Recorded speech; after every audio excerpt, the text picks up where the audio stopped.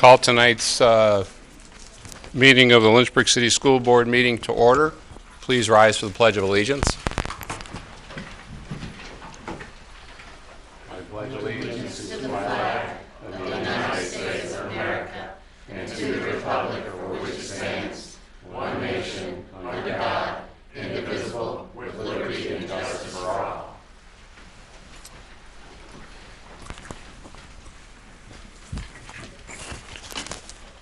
First up is we have a public budget hearing to start off this evening. The Lynchburg City School Board will receive public comments regarding the school operating budget for 2018-19. A sign-up sheet was in the lobby. I do have it here. So I will be calling individuals forward. Before I do so, I need to read our policy here. Persons appearing before the school board will not be allowed to campaign for public office or promote private business ventures and should not use profanity or vulgar language or gestures, make comments about a public official or an employee that are not related to his or her official duties, engage in behavior that disrupts the meeting or intimidates others, or address the school board on issues that do not concern the services, policies, role, and or responsibilities of the school board. Individual speakers shall limit their comments to 3 minutes. The speaker representing a group shall limit his comments to 5 minutes. The representative shall identify the group at the beginning of his or her presentation. A group may have no more than one spokesperson. Comments are reserved for the public to provide input. The board does not respond to comments, answer questions, or otherwise engage in discussion at this time. First up is Mr. John Meadows.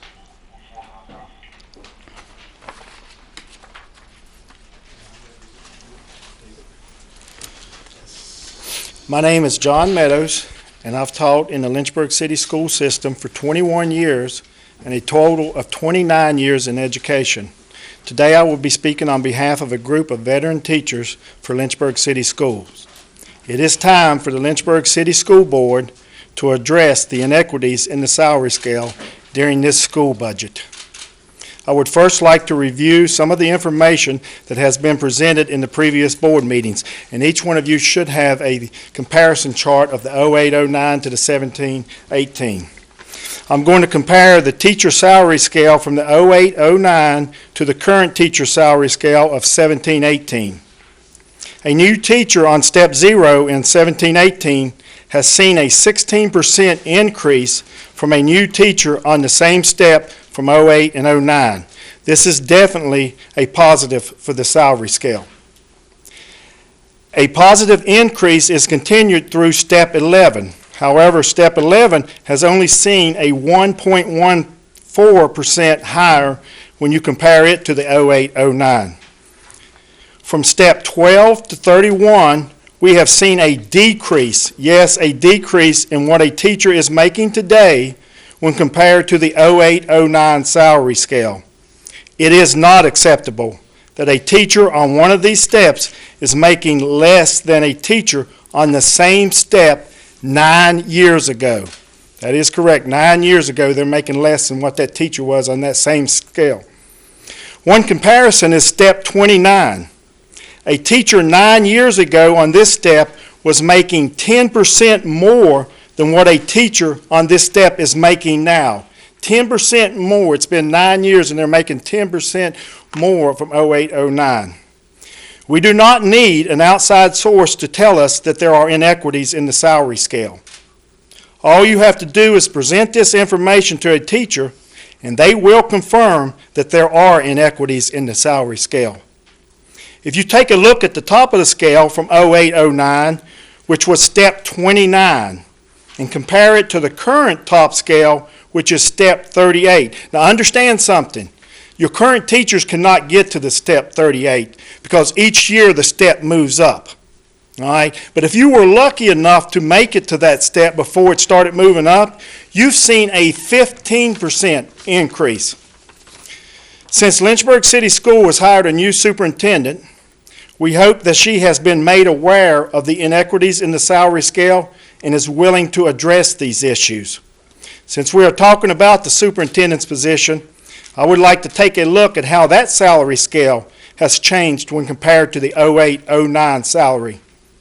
If the newspaper is correct on the new salary, which was reported to be $190,000, it will be an 8.78 increase on from that current salary. This tells me that we must have money to make for a raise. Are there any groups of teachers that's going to receive an 8% salary increase? The current salary offered, if it is $190,000 for the superintendent, has increased nearly 20% from 08-09. We've got some teachers that are making 10% less. However, this scale has increased almost 20% since that 08-09. It is time that we address these inequities for the teachers who are currently on steps 12 through 31, and this needs to be done during this budget.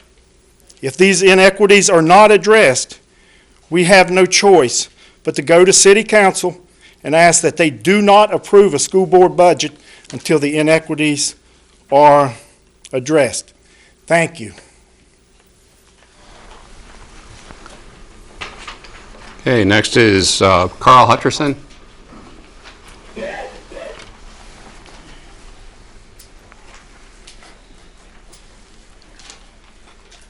Dr. Nettis, members of the board, Dr. Massey, all of you, it is a joy to be here this afternoon. And that, as we examine the budget for the school system, we understand that in many times we are confronted with constraints, both on the state level and on the local level. I believe that our city council does what it possibly can to award funds for our school system. However, the former speaker who just left is exactly right. If we don't remember our teachers, then we don't remember those people who have direct daily contact with our children. I started teaching, I should have been sitting with the retired teachers, but been retired so long, they probably forgot I taught. But I taught first in Campbell County. And in Campbell County, there was a certain salary level. And I made a decision to come to Lynchburg, taught at EC Glass, and had a good career there until I went in business with my father. But I always remembered that Lynchburg prided itself on providing for the teachers who were in the classrooms, the teachers who taught daily, not necessarily coaches, but the teachers who teach on a regular and on a daily basis. We applaud the fact that we have a new superintendent coming in, and we intend to support her with all that we have. But we want you to know that we also support those persons who work with our children, who live with them on a daily basis, and who put themselves on the line to ensure that Lynchburg offers a quality education. Thank you for having us.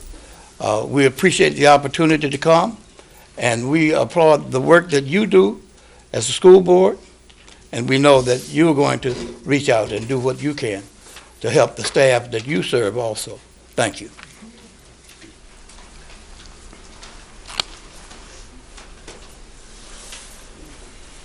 Mr. Carl Lewis.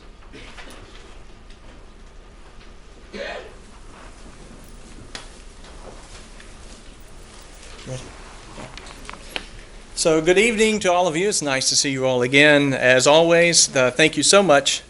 Thanks. For your service to the students and staff of Lynchburg City School, as well as to the greater Lynchburg community. As a reminder, I'm Carl Luce, and I'm president of the Lynchburg Education Association. And before we get to the PowerPoint presentation, just let me welcome Dr. Edwards to Lynchburg and take the opportunity to let her know that the association has had a very successful working relationship with our superintendents in the past, including monthly meetings, having an ongoing dialogue that results in solutions that impact the entire division, as well as specific work sites, and we look forward to continuing that tradition. Also, as you are new to the area and coming from New Jersey, I just wanted you to be aware of we have these things called snow days down here. And I'll be happy to let you know, when one should be called for. All right. Now we will quickly take a look at the presentation. At last count, the average pay for a teacher in Lynchburg City Schools is $7,000 below the state average and nearly $15,000 below the national average. And as bad as it is for our teachers, it is worse for our educational support personnel. See if I can get this thing going. So we're just going to take a look at some recent changes in education. We'll break these things down. Personalized education, the benefits of personalized education, as we know, are immeasurable, but these things take time. For staff members, that means increased planning time, more team planning with less and less available time, teaching material in different ways and at different paces, increased in-class modifications and accommodations, constant adjustments to new data, new materials, new technology. And our members are professional. We are ready for the challenge, but we're doing more and more work without that compensation for that work. PBIS. Student behavior is a key indicator of how successful they're going to be in the classroom, and we have a program in place called the Positive Behavioral Interventions and Support Program, but that again impacts the staff. Increased accountability for data collection before and after school meetings, implementation of PBIS accommodations and goals, behavioral plans, interventions, all of these things which require constant monitoring and adjustment. Then, of course, we have the state coming in, and we all expect our students to continue to grow and be more successful on state testing. But again, that's increased demands on teachers for compliant lesson plans in a very specific format, increased time spent in meetings, working on cross-curricular work, and of course, low teacher morale. So our professionalism, dedication, and commitment to excellence should be rewarded, not taken advantage of. When the economic crisis hit, the staff members in Lynchburg were the first ones to take it and say, look, your pay's frozen because of this economic crisis, and now that we are coming out of this economic recovery, we're the last ones to get the benefit from it. So we need to send a message to everybody in Lynchburg that to be a viable community, our public schools have to lead the way. So let's take a quick apples-to-apples comparison to other schools. And by apples-to-apples, we're looking at the 17. These are 17 localities that are very similar based on free and reduced lunch and poverty numbers. And this comparison was designed to illustrate how we compare with those school districts. Before we get to how we compare to them in pay, let's talk about how we compare to them in student success, because that's very important. So if we look at information given to us by LCS from 2014 to 2016, when you compare us with the other 16 schools in this graph, we'll see that we are the second highest growth over that time period in English and the highest growth in mathematics. In other words, we got the job done and we continue to get it done day in and day out. But our pay is not reflected that, as we still have some full-time employees making less than a living wage. If you look at where we rank in starting salary, Lynchburg's third from the bottom from the 17 divisions. Now keep in mind, top 2 in English, number 1 in math. If you break it down into 5 years, starting, again, 17 divisions, we're 15th out of 17. And every 5 years, 16th out of 17, 15th, 17, 16, 14, 14. Those are numbers that we should not see. If you look at the entire number of school systems in Virginia, there's 132. If you take our average ranking among all those divisions, we're 93 out of 132. So what are we proposing? First thing, we need to reinstate the STEP program for all staff members to be put on an appropriate pay scale step commensurate with their years of service. Secondly, that scale needs to top out at 30 years. Of the 16 other school systems, 12 already have a top level lower than what we have in Lynchburg. And we would like all staff members working a full-time job to be earning a living wage, which according to the latest figures from MIT for Lynchburg would be $23 an hour for a single parent with 1 child. So our time and effort has grown exponentially over the last few years. Cost of living has increased well beyond what our salary have, and if you look at us on the 5-year comparison, we remain at the bottom, and that is not where we should be. Herb Kelleher said, your employees come first. Start with your employees, and the rest follows from that. Lee Iacocca said, start with good people, lay out rules and communicate with your employees, motivate and reward them. If you do these things effectively, you can't miss. And J. Paul Getty said, the employer generally gets the employees he deserves. Don't you think our kids deserve the best? Thank you. Should I call you at 4 a.m. for the weather call? Hey, I'll call it now if you want me to.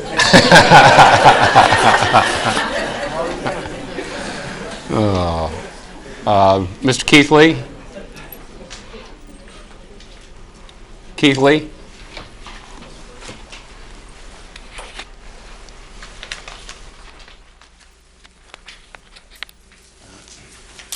Hello, distinguished Board of Directors. My name is Larry Keithley, born 1/15/51. Yesterday was my birthday. I'm here today to promote the performing arts. I have been involved with dance and theater for 50 years now. This is my 50th anniversary. I've done 20 years with the Lynchburg City Schools, and I've had different partnerships with all the schools. I am interested in enhancing and developing our schools of innovation. That's very, very important to me. That's why I'm here today. So I'm asking for $15,000 to help promote good training in dance, acting, poetry, music, everything. I believe in all of the arts, and I've been a component of all the arts, from film, dance, singing, you name it. So what I'm proposing is something called the Lynchburg Performing Arts Forum, which is something very different in a way, because it enables collaboration between the schools. You know, you're not just so separated. In other words, Payne won't just be over here, Dunbar over there. It brings some of our best performing artists together. It gives them chances that they wouldn't normally have. You know, so many kids have fallen through the cracks of theater and performing arts. We need to give them opportunities as well. We have had such good performing arts here in Lynchburg over the years. We've had really great directors and just wonderful people working in the arts. And I think it's really important that we let's revisit the theater, let's revisit the arts, let's do the best that we can. Let's not overlook the performing arts. I think it's something very important. And I want to be there to I'm coming inside now. I would like to come inside. I'd like to have my little badge so I can get inside the schools. For years, I have to go through a procedure to just get in. I think I'm a little, I don't think I should be treated that way as a person, as a human being. I go all the way back to Jimmy Ping at Deerington School. That's where I started. An after-school program 20 years ago. So I'm one of the pioneers of the after-school program. I'm one of the advocates of the arts, and I want to thank you for your time. Please give this a chance.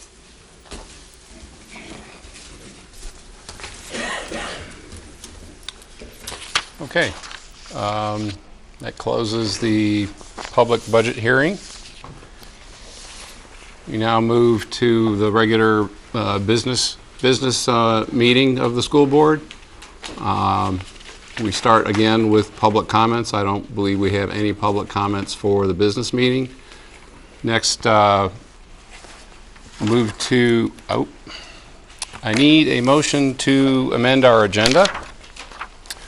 Need a motion to add approval for minutes of December 15th, 2018, special meeting, and December 21, 2018, another special meeting. Add an addendum to item D2, the personnel report. Remove item H2, employee salary scales, and replace the attachment for item H5, school calendar for 2018-19. So moved, Mr. Chair. Is there a second? Any additional discussion? All in favor? Aye. Any opposed? No. Okay, thank you. The agenda is amended.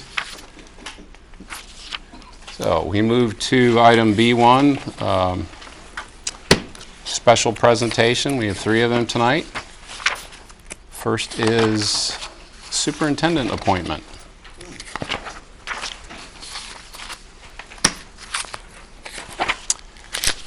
So the superintendent search process incorporated input from over 700 community stakeholders, LCS employees, parents, and students. Over 70 applications were received for the position, and interviews were conducted with multiple highly qualified candidates from within the Commonwealth and across the country. During the candidate screening and interview process, several down-select processes were performed. Dr. Crystal Edwards was the preferred candidate each time. Her qualifications, collaborative leadership style, and accomplishments convinced the school board that she was most suited to lead Lynchburg City Schools to full accreditation and a success for all our students. School board chairman recommends that the school board appoint Dr. Crystal Edwards as superintendent of Lynchburg City Schools for a term commencing May 1st, 2018 and ending June 30th, 2021. And authorize the school board chairman and clerk to enter into a contract with Dr. Edwards, setting forth, among other things, salary and benefits, and in the form attached to the minutes of this meeting. Is there a motion, please? I move. Very good. Second. Any additional discussion? Okay, all in favor? Aye. Any opposed? Okay, very good. Dr. Edwards? Take this opportunity to welcome you to the Lynchburg City Schools officially.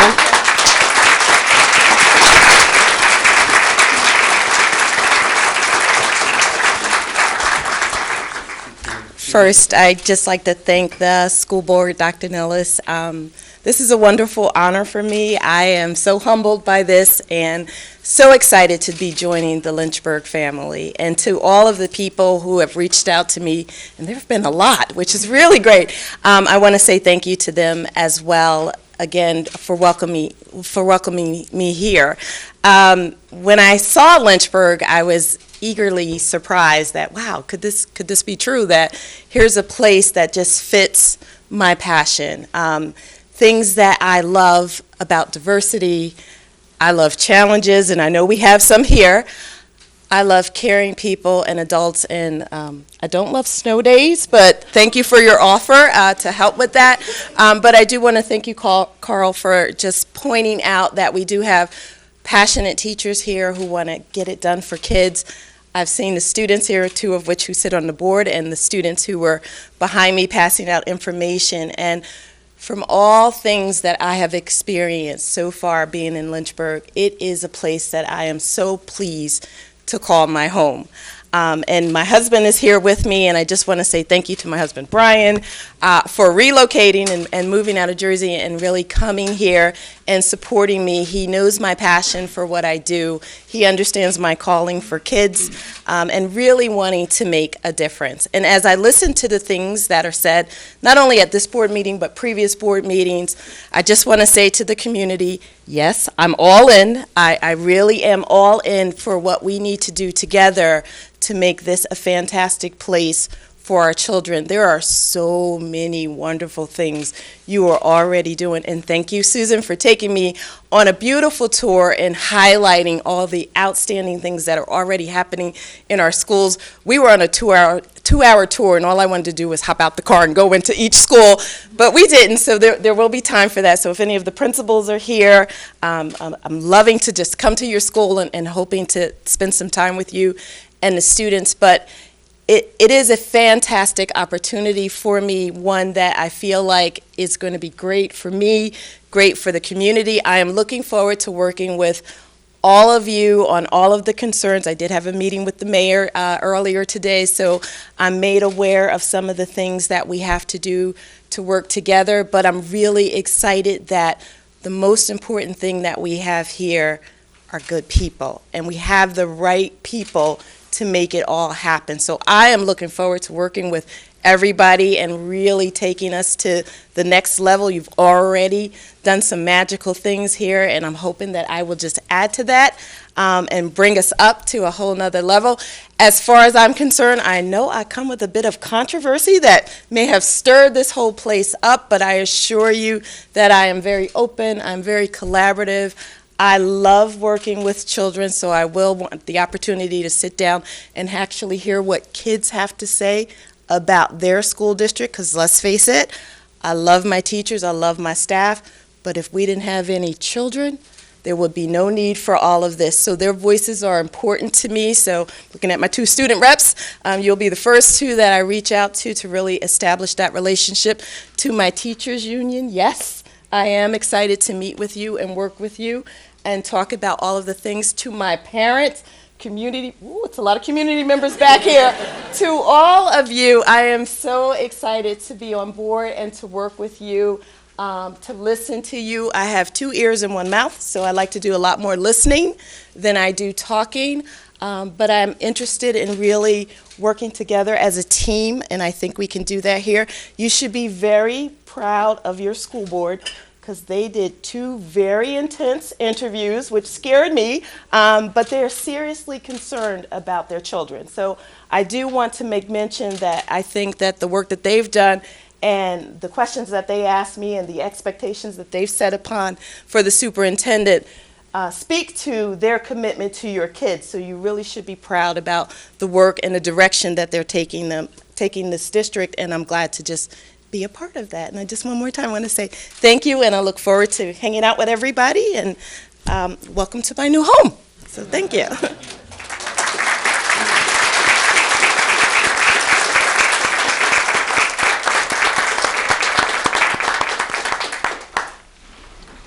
Very good. Move to item B2. This is the Heritage High School Pioneer Theater. Dr. Massey? Thank you, sir. Tonight, we're going to recognize the Heritage High School Pioneer Theater Acting 2 students. Recognize them for their hard work, which led them to place first in Virginia out of 60 other schools at the Virginia Theater Conference in Norfolk, Virginia.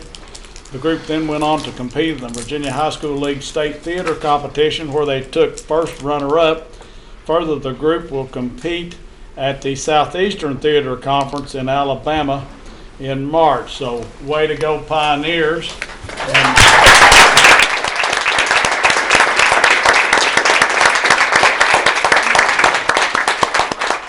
I'm going to ask Mr. Larry Hart to come forward and bring his students with him, and let's introduce these folks.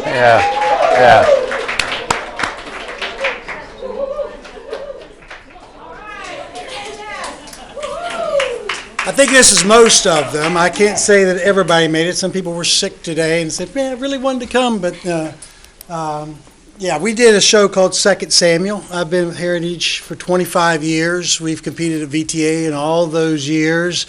Never even made finals, and we made finals this year with a wonderful little play called Second Samuel. It's played by Pamela Parker, and the kids have actually been communicating with her on Facebook, so it's really exciting. They've had a blast, getting some inside stories because it's based on a true story. So they've had a good time with that. But it's just a great script, and it's a wonderful cast, and as is stated, when you win VTA, they don't tell you all the wonderful things that goes with the victories. So now we're raising funds to go to Mobile, Alabama. So come to this little flyer they're going to come see us, get to see the show. It's a 35-minute show. We're also got the support of a lot of the local schools. Tom Harris, EC Glass, Albert Carter, Dunbar. Everybody's going to do a little showcase on this date, which is Sunday, January 28th from 3 to 6. They're going to show you a little bit of what we're all about. Our new superintendent, you want to come check that out? Come check it out. Yes, but all these little shows we're going to showcase, and then we're going to give you a performance of the award-winning Second Samuel. You'll get to see a little bit of our show, Les Mis, which goes up on February 16th. And these kids just came from that rehearsal. And then we're having a little wake because the storyline has somebody dying in it. So we have lots of southern comfort food, chicken and cornbread and that kind of thing. Anyway, come out and support them. These kids are working nonstop. We've had a great, successful year, and as Coach Storm said when we won at VTA, it's kind of weird when theater competes, and yet we do compete. But he looked at me, shook my hand, and he said, well, I'm glad that the judges finally saw it your way. Anyway, these are, that's Keelan Burns, Devin Cabell, Julio Ailman, Ellie Matthews, Makai Tyree, Hattie Bell Spigner, Abby Kirkwood, Mr. Bowtie Anthony Chambers, Crystal Haley, Gwyneth Terry, Mia Davidson, Taylor Wiskerson, Harris Erickson, Josh Lynn, and I think that's the crew that I brought today, but a great bunch of kids, and we thank you for your time and support.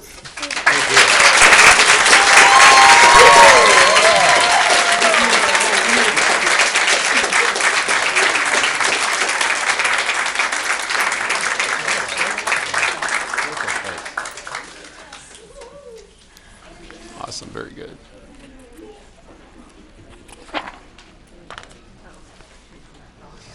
Next, we move to item B3, efforts to improve student achievement, Heritage Elementary School and Linkhorne Elementary School. This is Dr. McLean.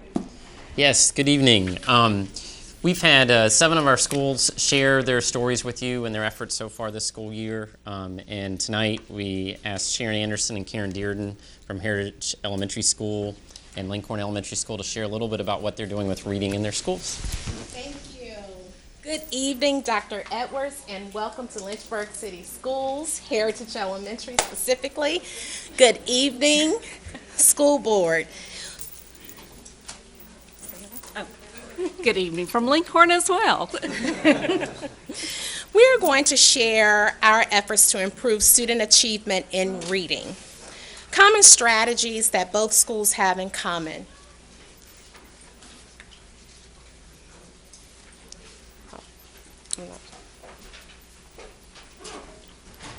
We're waiting. We're having a technical difficulties, but you do have the PowerPoint in your bundle. Yes. So would you like for me to continue? Okay. All right, great. Then I will continue. Common reading strategies at Heritage Elementary and Linkhorne Elementary. We both have structured literacy block. All teachers adhere to the framework for instructional time, and this is also referred to as our FIT guide provided by Lynchburg City Schools, most effective practices for reading. Level libraries in every classroom, high interest books, use of technology and web-based programs to support reading. Guided reading in all classroom, leveled reading instruction, a remediation plan and time for grades K through 5 based on end of the 6 weeks assessments or 9 weeks assessments, PALS, SOL data, LCS benchmark assessment data, digital data walls to plan instruction, interventions, and enrichment. Title I, level literacy intervention, pullouts for our students in grades K through 3. Pull out skill-based groups in grades 4 and 5. Weekly professional learning communities, better known as PLCs, at each grade level dedicated to reading. These meetings include our literacy coach.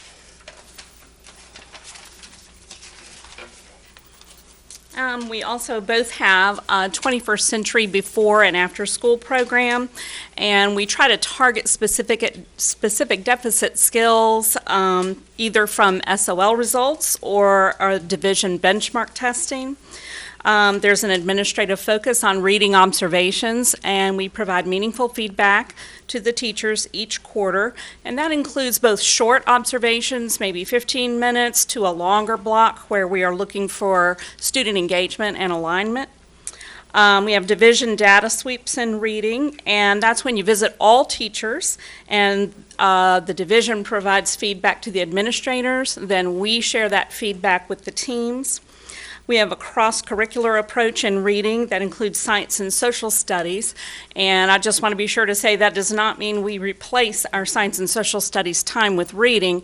It's more that we incorporate leveled reading materials with science and social studies focus into the reading block.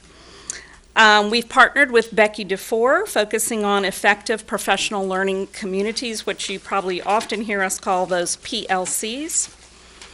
And then we look at what's unique to Linkhorne. We are so proud and pleased to have weekly one-on-one volunteer tutors, and they come and work with our children that are identified as needing support in grades 1 through 3, and they usually stay 20 to 30 minutes and allow the child to read to them or work on a specific reading skill.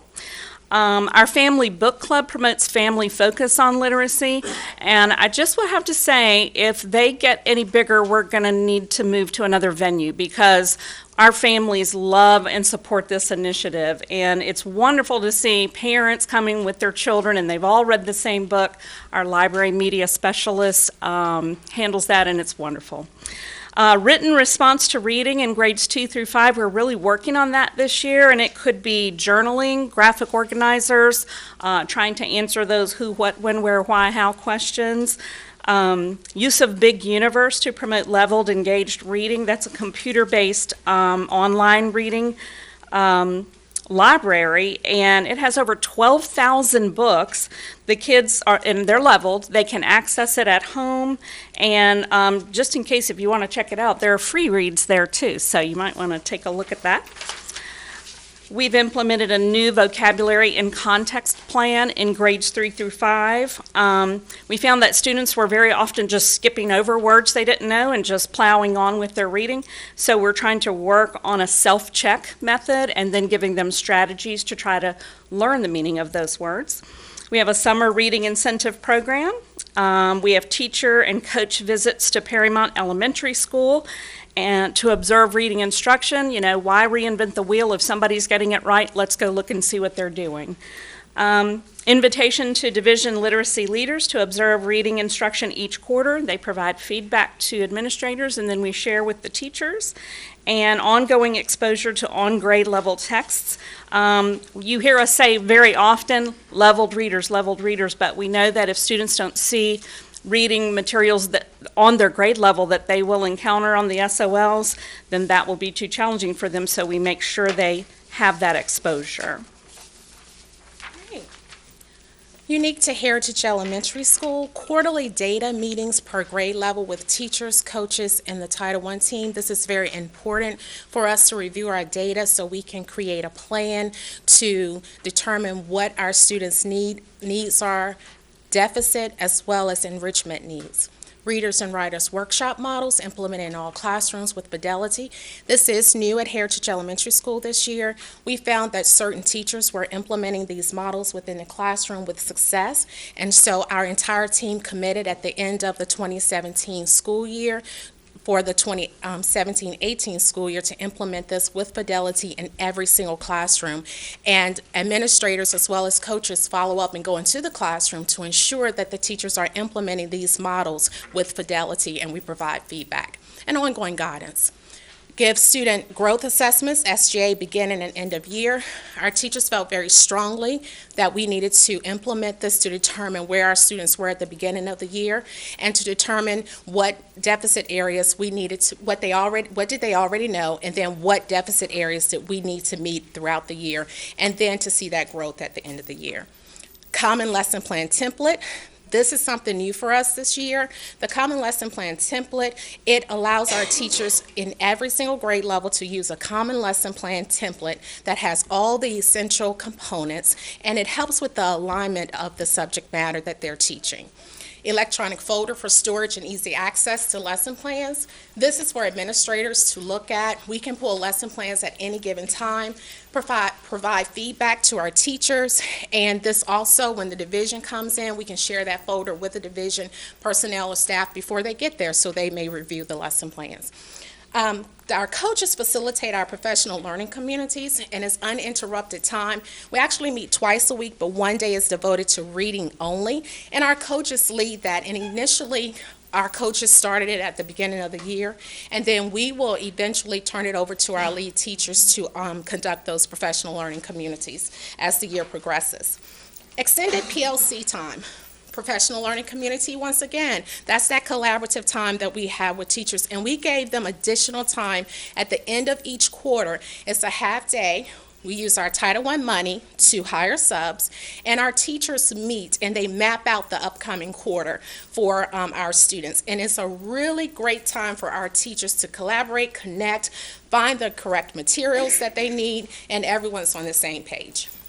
Reading, math, and science data analysis sheets completed weekly. This helps with our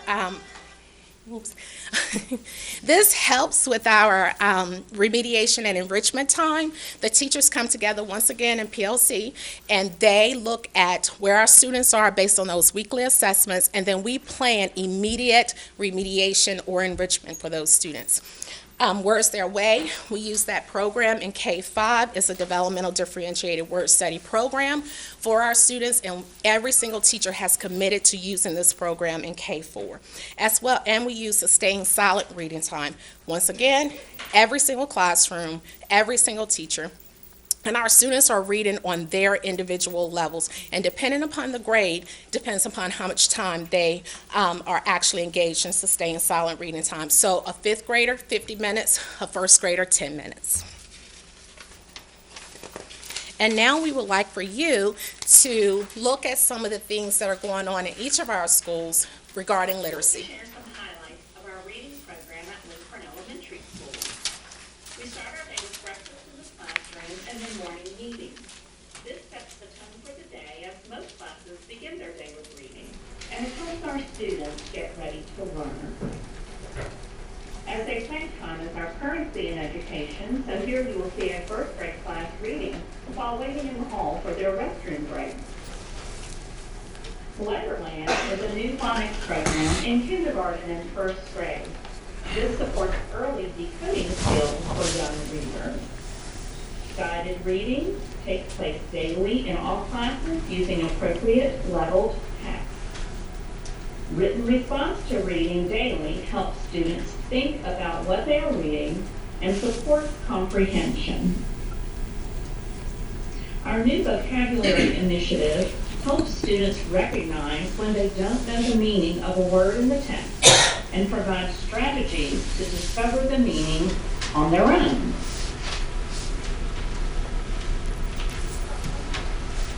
Education Galaxy is our new online reading program which provides leveled text and skill assessment.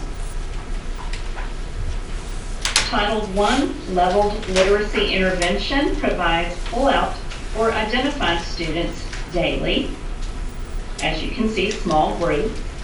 21st Century After School program has a focus on reading, and all of our instructional assistants are trained to support reading in the classroom.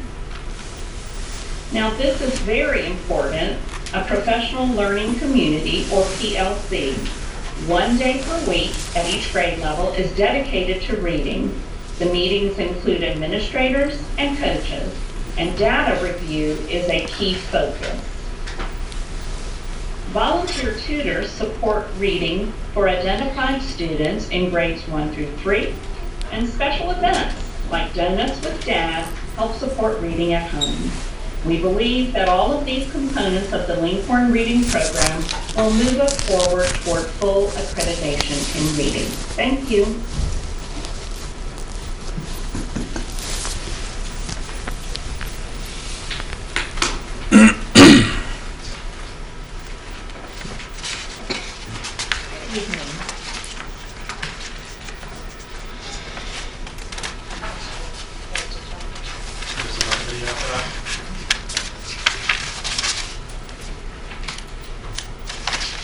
Sets the tone for the day as most classes begin their day with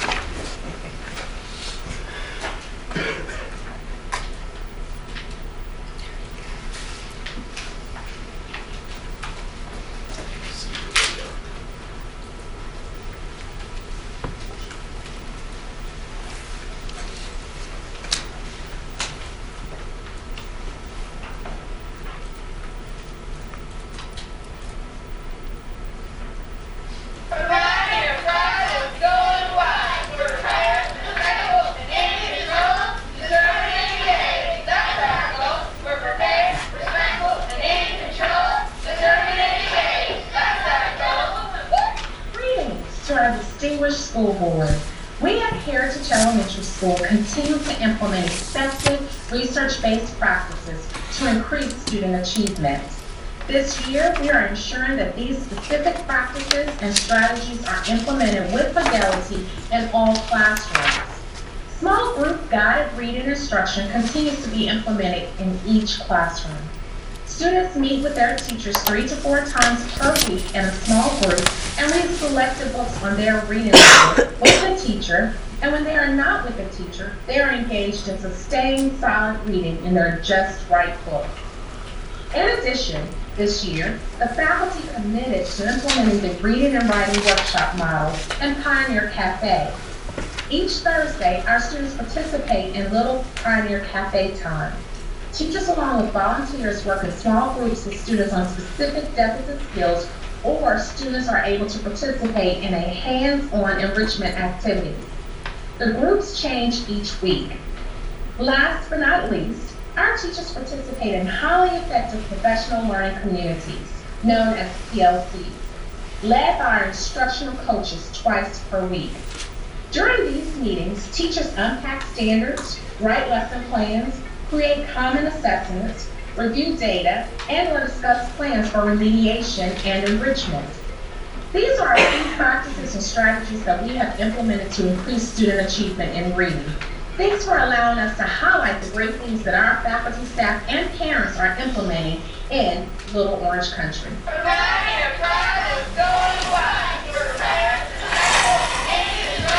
Thank you all. Thank you.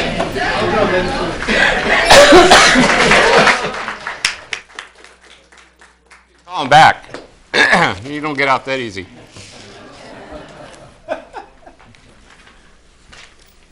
Questions or comments from board members? Dr. Coleman. Thank you, Mr. Chair. That's one privilege of sitting here with this. So. Yeah, we have all received the data that talks about the need for early intervention. And I personally want to thank both of you, having been in both buildings, for the excellent work that you're doing, taking advantage of every moment. And as I get around into the neighborhoods and seeing some of the real dynamics that our kids are dealing with, you all are doing a remarkable job of being what is needed for those kids and their families. And I would say to Mrs. Anderson, thank you. My young daughters are the better because of your energy, your enthusiasm, your commitment. You were made to do what you're doing. And thank you for that and what I see in that building every time I go there. Thank you all very much. Thank you. Okay. Other questions or comments? I guess I have a question for both of you. It's like, what's the biggest, challenge or change for the teachers this year in what they're in what you're trying to implement? Well, I think it's different depending upon the school. For us, we are trying to ensure that we have instructional alignment to the standards and that we're providing that ongoing feedback to our teachers because we want to ensure that they're teaching the intent of the standard. And so that's a lot of material to review, to understand, to unpack.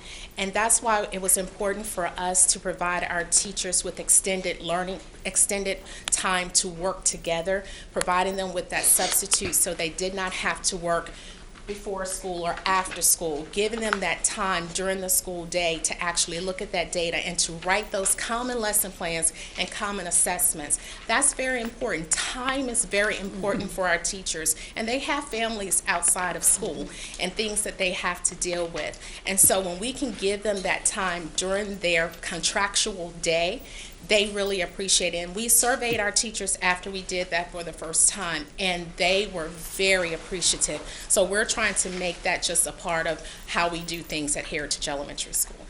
Thank you. I think to speak to the greatest challenge for the teachers, time is, as I said in the video, time is the currency, and there are so many demands on their time. And I think too, having a lot of new teachers and trying to bring them on board and incorporate them into the teams, and that's a lot. That's a lot to learn in your first year or your second year or your third year. So I think my unit leaders are working really hard to help new teachers, but it is a lot for them. They are very committed. I get there super early, and there's usually at least one or two new teachers in the building in the dark when I'm there, and they're already there working. So their commitment is there, and they love the kids. They want to see success, but time, it's a challenge. And we have to be able to retain them after we train them. Yeah. And that's difficult to do when they are not receiving the compensation that they desire, and their job is becoming even more demanding. Okay, all right, thank you. Thank you. Move now to item C1, the finance report. Mr. Beckles? Good evening. You have before you the financial report for the 5 months ended November 30th, 2017. My report contained 3 components. 1, the audit results. 2, the November financial statements. And then I'll give you an enrollment update. For the audit results update, we have Julia Moore from Brown Edwards. She was the lead auditor on our audit, and she is going to come down and give you an update on the audit results and some other items that she needs to bring to your attention as far as the governing body is concerned from a financial perspective. Good evening. My name is Julie Moore, and I'm with Brown Edwards. First off, we'd like to thank you for giving us the opportunity to do your audit every year. And we'd also like to give your finance department big kudos, because we come in and we're very demanding, and we have a big and tight time frame, and they are like very cooperative, very responsive. We ask for a lot of information, we ask a lot of questions, and they're always very courteous to us, and they get us our stuff really quickly. So we really appreciate that, because I can say that not all clients are like that. For the financial statements, if there's one thing that you take away from this, you should just know that you got a clean opinion, an unmodified opinion, and that's a big deal. I mean, that's what everybody wants, is that clean opinion to say, yes, you know, your numbers we're comfortable with your numbers, they're materially correct. If you compare fiscal year 16 to fiscal year 17, everything would be pretty comparable except for one thing, and that's your health care costs. Healthcare costs in fiscal year 16, the claims paid were like 6.9. In fiscal year 17, you paid over $9 million in healthcare costs. And a lot of that, I think, was driven by more claims. I think you had more cancer patients. And that driving factor also drove what you paid back to the city, your true up. In fiscal year 16, you paid them 1.4. This year it was only 400,000.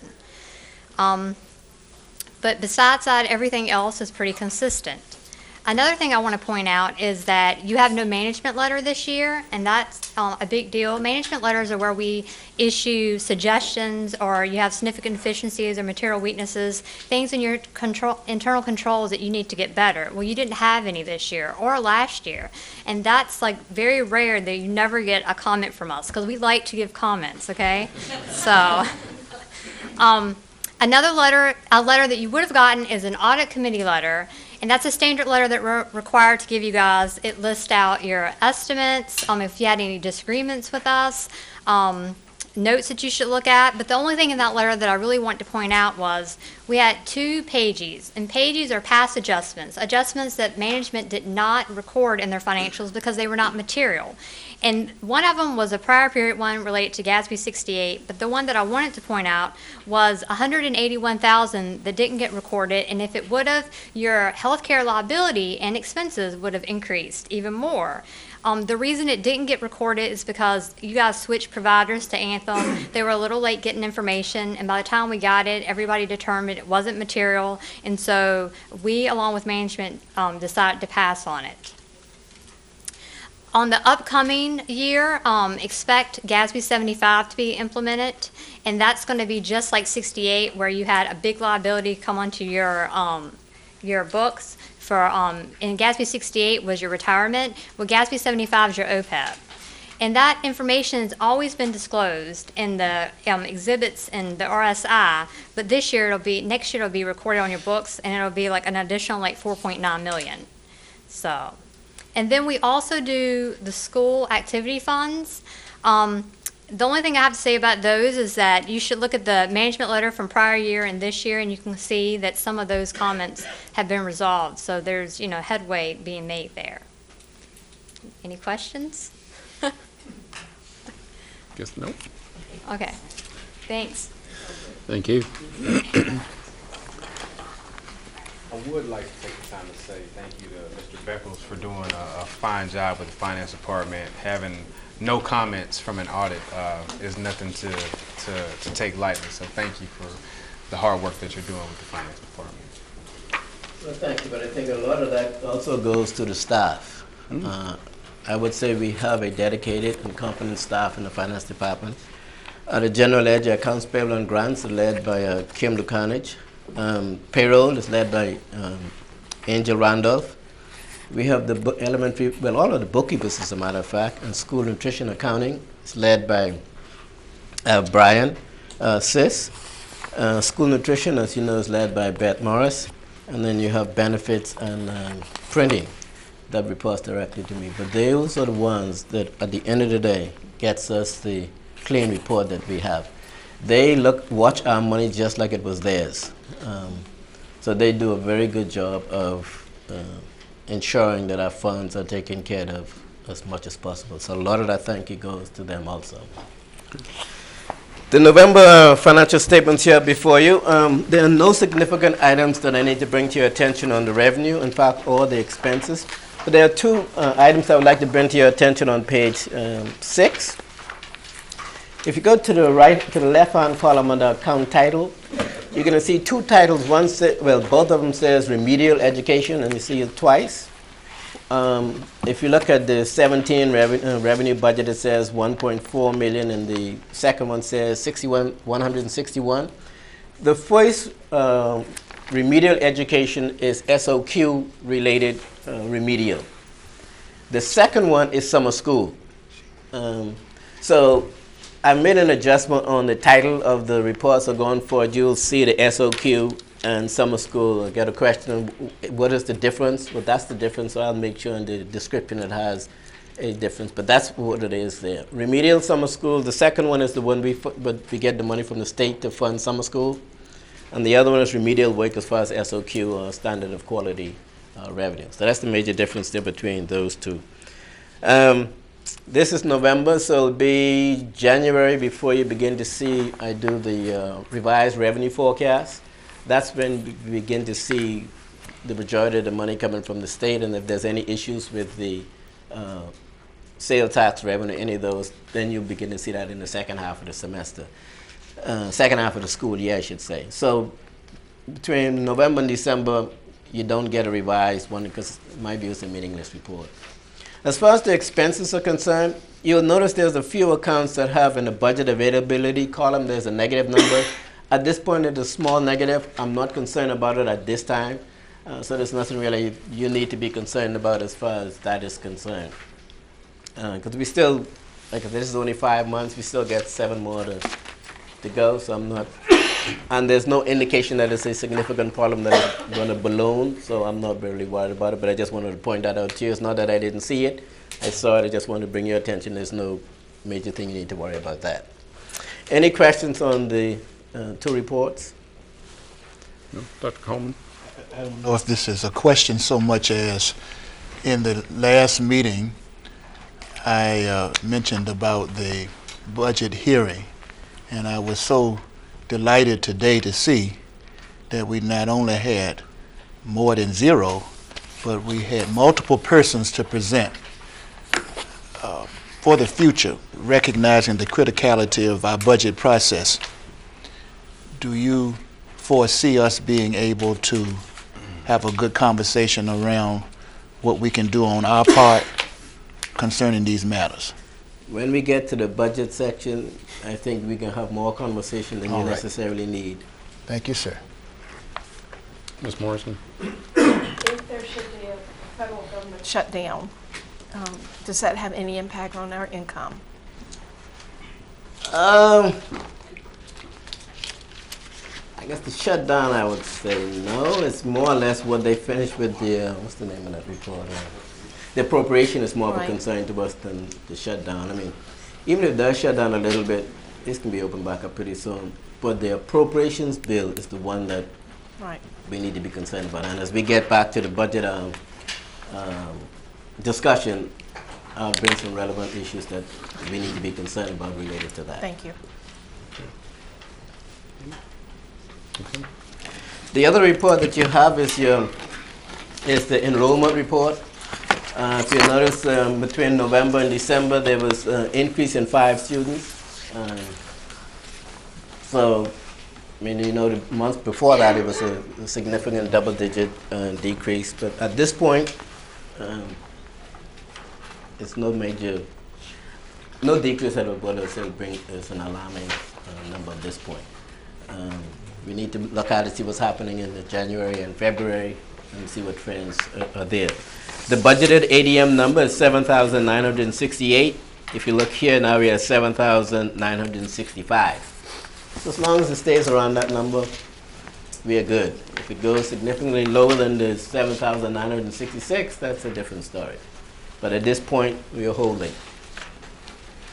Health insurance, it's still a bit erratic. 1 month is up, 1 month is down. So we are still watching it to see. Right now we have 5 months. We still got 7 more to go. But if those numbers keep trending up, then I do have a plan B in mind, which we'll discuss at that point, but hopefully it'll begin to level off. But I just want you to know that we are continuing to watch the healthcare costs. Okay. Any other questions or comments? Yes. You mentioned 5 students, an increase of 5 students? It's a change of 5, yes. Mm-hmm. And is that typical in relationship to this time past years, or? And that's what I was saying. November and December, I'm more concerned what happens in January, February, and March. You don't see too much movement, but after the second semester, that's when it, to me, is a little bit more meaningful. So at this point, I'm not too concerned at this point. And there's some other factors you do take into consideration when we look at trends. But I think we'll have better read for the next 2 months. Ms. Snyder? We had kind of talked about trying to keep track as to who was coming in, who was going out, what the circumstances were. Have you been able to investigate a little bit further with these numbers? And No for the report, but I know someone had asked for the in and out report. We'll have that for the next, it was just a bit crunched trying to get that for this particular meeting. But that is a report that we need. It's one thing knowing we went up or down. The other question is why. Because if you can't address the why, you can't really have what I would call an appropriate solution. Mr. Chair, so that we can move on, we appreciate the fact that we asked for this, it's being done, and the in and out piece will add to it. But I think that this is very, very good indication of accountability. Thank you, sir. All right. Okay, thank you. Move next to the consent agenda. It consists of the school board meeting minutes from December 5th and December 12th. That was a regular meeting and student discipline committee meeting. The personnel report and amendment. Capital improvement plan for Linkhorne Middle School. The capital improvement plan for the school administration building. And the Blue Ridge Regional Authority special education program budget for 2017-18.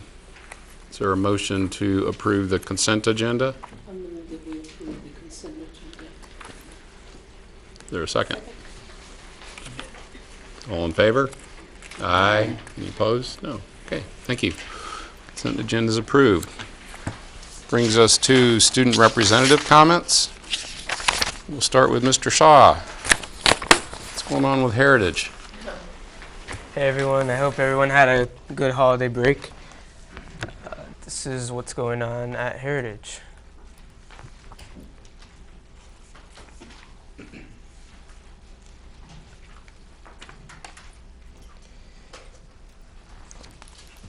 So these are some pictures of Virginia College Application Week, which was a few months ago.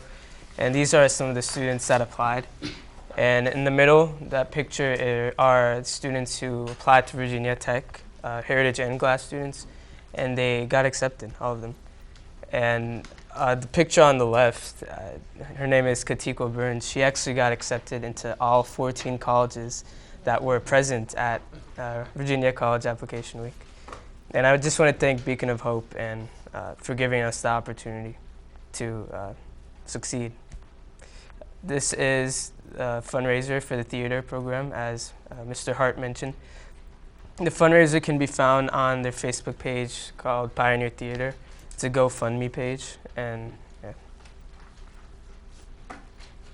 For sports, unfortunately, we didn't win the state championship, but we finished off with a good season of a record of 13-2, and we won the Class 3 runner-up. And we also actually got honorable mention in the VHSL, their sports teams and their coaches. And the Pioneers are already preparing for next year in the weight room.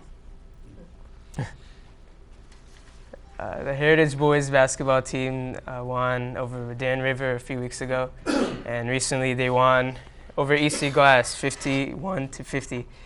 And other sporting events are January 18th, the girls basketball away at Brookville, and there's an indoor track meet at Heritage on January 18th. And for wrestling, there's one today. Of course, you guys can't come to that one. But there's one at January 20th at away, and that's 9 and 10 a.m. The Heritage High School swim team gave back to the community on December 20th by ringing the bell in support for Salvation Army. Their next swim meets are today as well, and January 19th at downtown Y against Bedford. And as you all know in the news, what happened recently, unfortunately one of our students passed away. And this is the third time this school year one of our students passed away. And although all three of them passed away in different ways, the pain is the same. It always hurts our hearts the same way, and it breaks our community the same way. And the National Honor Society, on the next slide, we actually partnered with Silent Strength. I met the creator of this website called You Uplift at a leadership conference a few weeks ago. And if we could actually click on the link. Yeah.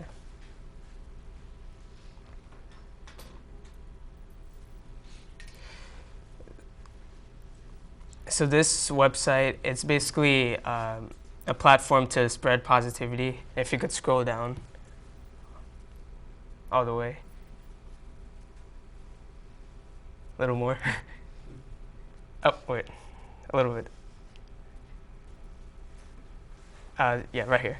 And you could actually, any student at Heritage High School, they can post an anonymous positive message towards anyone else within Heritage High School. And you could also email them knowing that, letting them know that they have been notified. And there's no chance of negativity, or because all messages are screened by the administrators of the website. So I think it would be a great instrument in providing positivity and eliminating pressures of revolving around bullying and depression. And also, if you could go up a little bit where it says Heritage High School, right there on the second row. Mm-hmm. And these are some of the messages that pop up when you put a message. And the National Honor Society, today we all posted a message just to start it off. And we have TV monitors, as you may have toured the building, within the main street and the cafeteria. So these messages will pop up on those TV monitors as students are eating lunch or just walking down the hallways. Yeah, that was me. But thank you, everyone. And although I love Heritage High School, hopefully we can get a call from Cindy Babb. Yeah.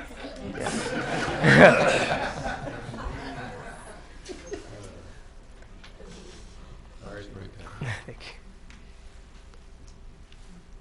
Done? Okay. Ms. Baraskis? All right.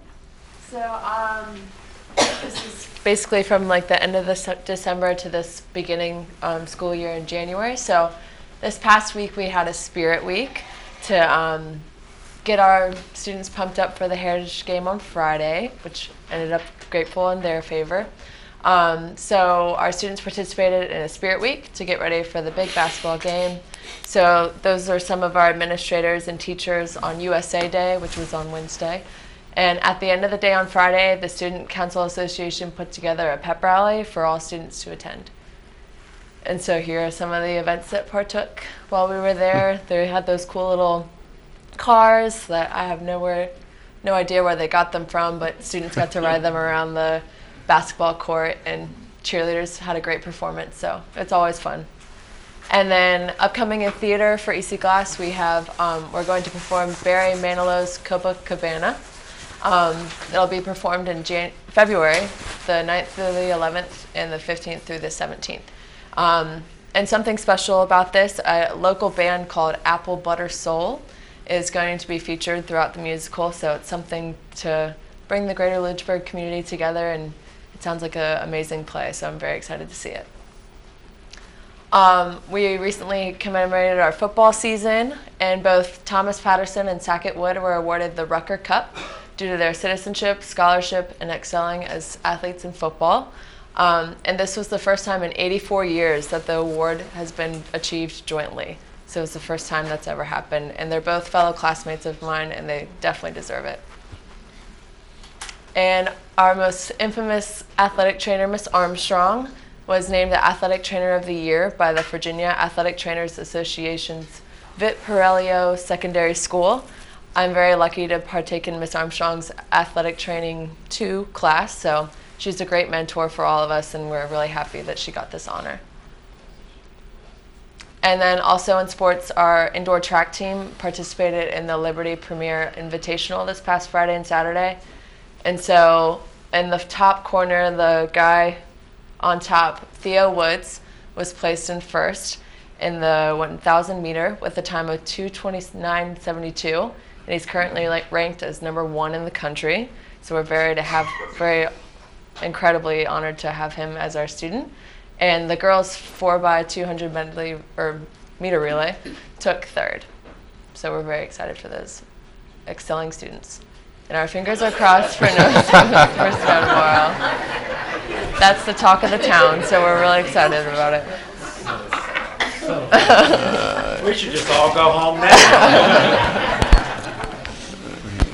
Thank you for your time. That's just a no-win decision. Dr. Coleman? Yeah.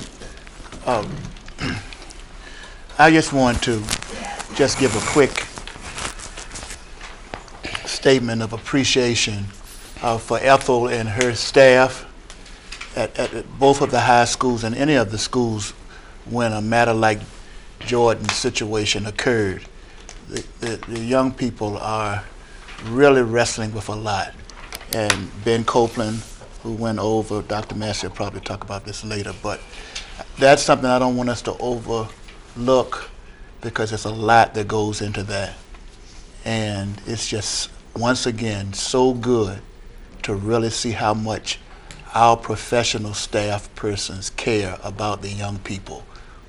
And moments like that show it.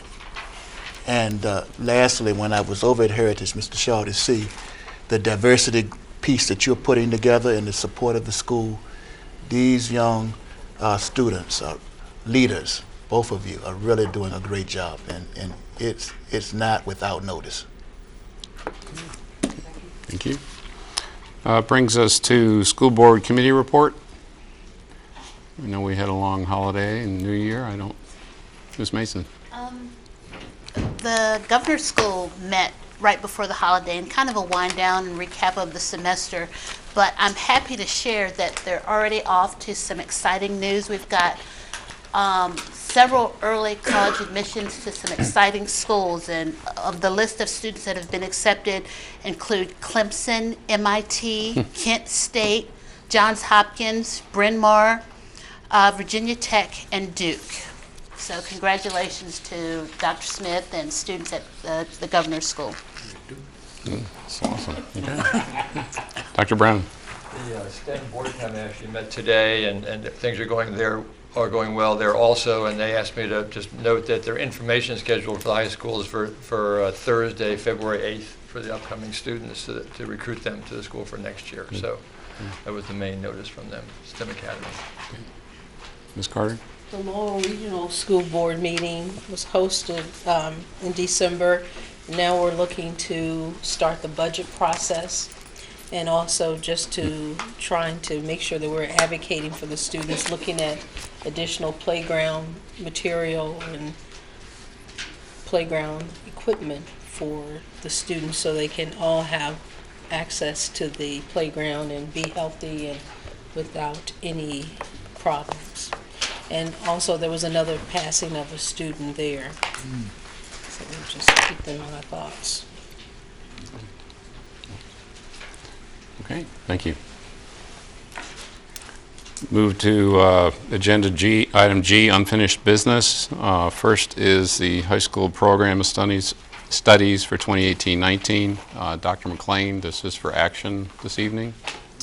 Yes, sir. So the program of studies, the main changes were shared with you at the December board meeting, and then we gave you this healthy reading material with the details since then. And so, as noted before, there were the 6 kind of categories of change. We're requesting approval this evening with the ability to make minor edits, as typically the protocol. We'll find a page number here or there, something like that needs to be adjusted, some course numbers. And action tonight would enable us to go forward with getting these printed and help high schools begin their process with course selection for the coming year. This is for action tonight. Are there questions or comments? Okay. Is there a motion to approve the high school program of studies for 2018-19? I move that we approve the high school program of studies. Okay. Second. It's been moved and seconded. Is there any additional discussion? Okay. All in favor? Aye. Any opposed? No. Thank you. So we move to item G2, Administrative Regulation 648, Secondary Student Evaluation and Grading Procedures. Dr. McLean. Yes, so this is related to the high school program of studies where it mentions this was updated specifically because of the change that was requested in our schools around the amount of the timing for changing courses or dropping courses. This was shared with the board at the December meeting. There's one minor change made based on suggestion of the board, which is there had been the word typically when you're looking at requirements or procedures of courses that are offered outside of LCS that typically we follow those. We remove the word typically for clarity. And also to Mr. Polly's comment last time about making sure that we're in communication with counselors, that the communication between home and school around sort of that approval process for course changes, that we don't establish barriers that don't need to be there, and we'll continue to reinforce that and work with our schools on that. So anyway, other than that one wording change, this is what was in front of you in the December board meeting, and it's a request for approval. Okay. Is there questions or comments? No? Okay. And is there a motion to approve the changes to the Administrative Regulation 648, Secondary Student Evaluation and Grading Procedures? So moved. There's been moved and seconded. Any additional discussion? Okay. All in favor? Aye. Any opposed? No. Okay. Now we move to agenda item G3, the Equity Task Force Advisory Committee. Dr. Massey. Thank you, sir. This was before you last time. The membership for that committee, as you know, has been updated. Appears as an attachment to this agenda report. I recommend that the school board approve the membership for the Equity Task Force Advisory Committee. Okay, this is for action this evening. Yes, sir. Is there questions or comments? Dr. Brennan? I make a motion to be approved. Okay, been moved and seconded. Is there any additional discussion? Yes. Dr. Coleman? Briefly, Dr. Massey, I support the motion. Could you just, I noticed that there's some persons here from the Equity Task Force. Could you just give, just real succinctly, clarification of what is actually the change in the composition, just very quickly so that they can know. Well, basically, it's the same as it was. Of course, you have me now as part of the administration, where it was Scott Brabrand, but we're going to look at the change in the policy in item 6 coming up, which I'll go ahead and talk about now. It basically changes the structure of the committee, the task force, where it is truly, if you approve, a committee of citizens to the board rather than having board members on the committee. Okay, thank you. Is there any additional discussion or comments?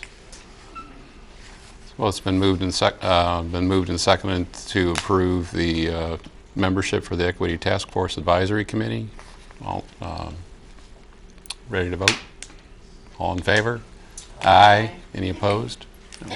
Okay. Yeah, we move to new business. Mr. Beckles, fund balance recommendations. Yes, during the previous school year, the school administration, with the school board approval, requested to withdraw $1.3 million from the health reserve due to the anticipated increase in our medical claims over their budgeted amount. Our actual claims for the year exceeded our budget by $2,093,000. As a result of that, the fund balance for the fiscal year 2016-17 is $426,317. The school administration recommends that the entire fund balance be returned to the city to replenish the health reserve for future use. If you remember, the auditor saying they'll be passed on 181. If that was in on time, that would mean that fund balance would be $245,000. That's too close of a haircut. As you know, one of my responsibilities is to make sure we don't have a negative fund balance. Even 426 is a bit close when you're dealing with $95 million. But be that as it may, this is what we have. So our whole recommendation is that we put that towards the health reserve. That would mean now, if you do approve that, we currently have 300, so we'll have about $700,000 in the healthcare reserve, which I would recommend going forward, assuming we can get it levels off this coming year, that we continue to build that up in the future years, because we can get hit again at some point in time. This is for information. We would like, if the board can approve it tonight, so we can get it to the city at the next meeting. I mean, if you don't approve it tonight, it's basically almost going to be what I call a book entry, because it's one of those things. But if they can, if not, okay, that's fine. I just didn't see it as for action at the next meeting, so that's why I was asking. So, questions or comments? Mr. Polly? With the health reserve, I know you're trying to get it to a certain, well, where it is now, we want to increase it, but just trying to get a ballpark figure of where would be a comfortable place for you to see those reserves. Just trying to get an idea of where. Knowing in the past we had gotten it up to 1.7 million, and we see here that we exceeded it by 2 million, so obviously 1.7 is in. So somewhere around 2 million, so we've got quite a way to go. Just trying to get a perspective. Thank you. Other questions or comments? Okay, so this is technically for information, but the administration would like to approve it. It's the board's pleasure. I'm willing to make the motion. Move to approve, and second? Did you get who did what? Okay, all right. If there's no additional discussion, ready to vote? All in favor? Aye. Any opposed? No. Okay. Then we move to item H3, the school operating budget for 2018-19. Thank you, sir. We have collected budget requests from all the principals and department heads and compiled those requests. We've recorded them and prioritized them on the first draft of what we call the superintendent's Tier 1 budget request. We're going to review those with you tonight. And Anthony and I have been working hard on the budget and continue to do so. I've asked Wendy today to set up a meeting for Anthony and meet with Donna Witt, the Chief Financial Officer of the city, and Bonnie Severchek. So we hope to get that done the next day or so and move forward on our budget. I'm going to ask Anthony Beckles at this time to go over those figures. Mr. Chair, it seems as though we have a good audience tonight, and some of them in the back are kind of suggesting if we could project a little more. I don't think they can hear, even though I'm hearing myself now. Yeah. Okay. All right. Audio-visual technician. Okay. All right.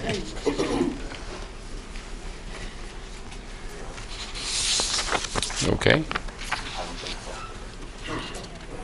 Yep, fire away.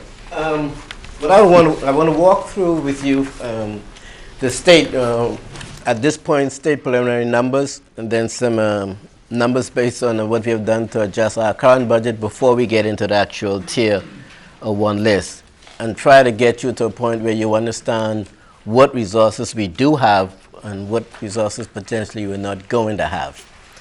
As far as the state, the governor's budget that came out on December the 18th, at this point I gave you a schedule where I compared 2018 versus 2019. Basically, if you look at it, we started at the beginning, ADM is budgeted for 2019 at $7,921 versus $9,066.8, which is a reduction of 45. Basic aid per student amount, that went up to $5,959 versus $5,662. It's almost a 6% increase, which is about $337 more per student. The basic reason that went up is because in the off year or the odd fiscal years, which this is, the state does something what they call re-benchmarking, where they I call it in my vernacular, a readjustment for inflation and the real costs. That's really the reason why the rate went up, because they readjusted all of the matrix.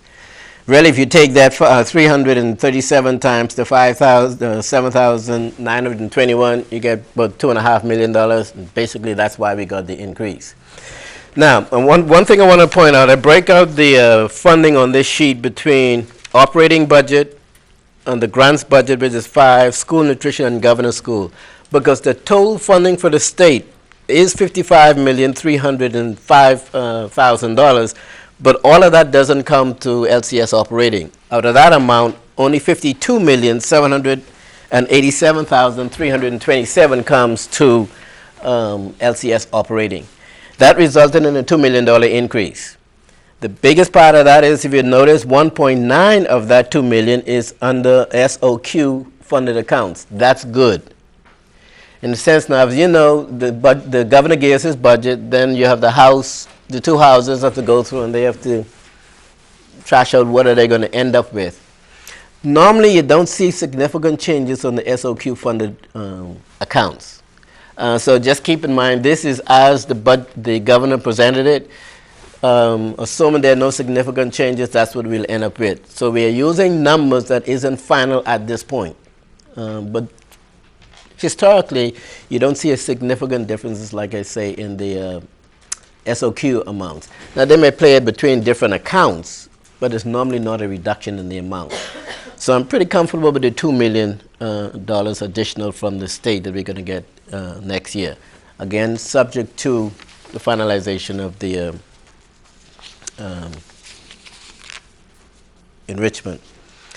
The second thing I want to bring to you, I gave you another sheet where I took our base budget, which is $95,324,666.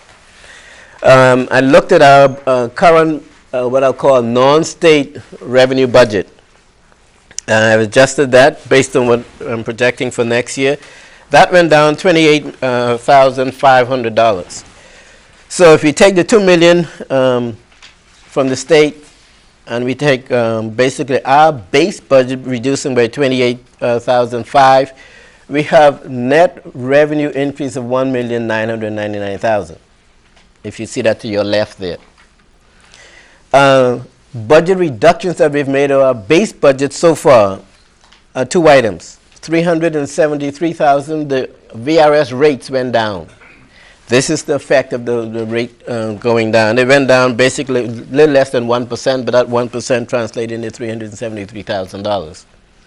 We had some savings in some positions that we have we budgeted for this year that we're not going to replace next year. So that gives us $516,000. If you add the $1.9 million, the $516,000, we have what I'll call additional revenue of $2.5 million. I would also bring to your attention that the city did ask us to cut our budget by 2%.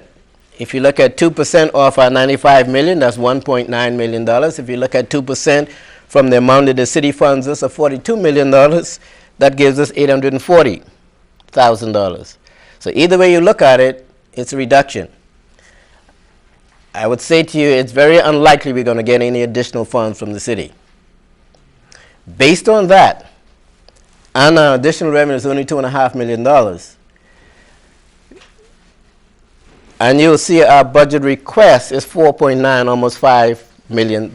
So basically, we can only fund half of that. If we decide to fund the request greater than the $2.5 million, it now becomes a trade-off.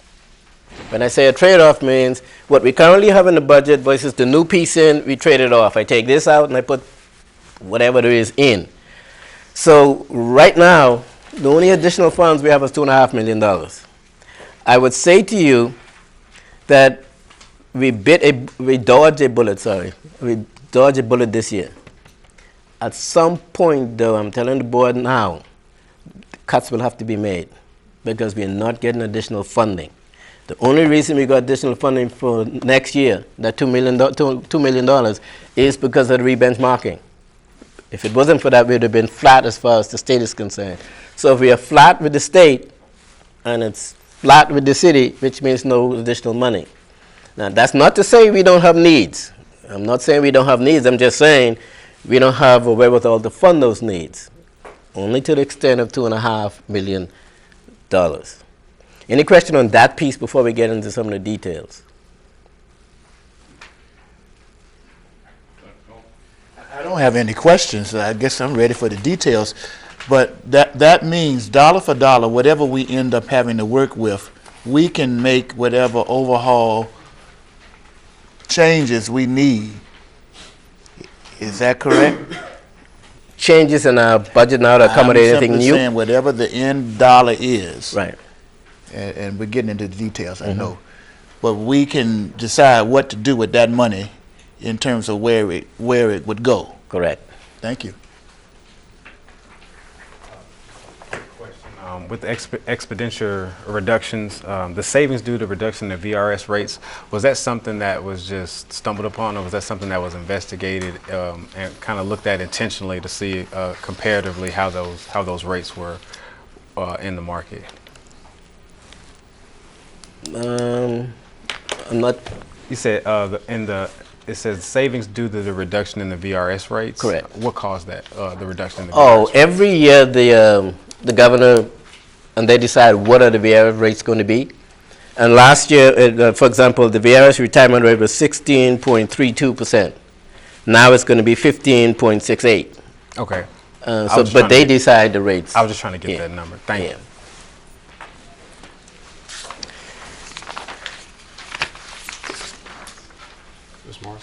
In previous years, we've seen something in the governor's budget to help teacher compensation. Is that coming? It's coming in the second biennium. So they do have a 2% in, but that's effective December 1, 2019.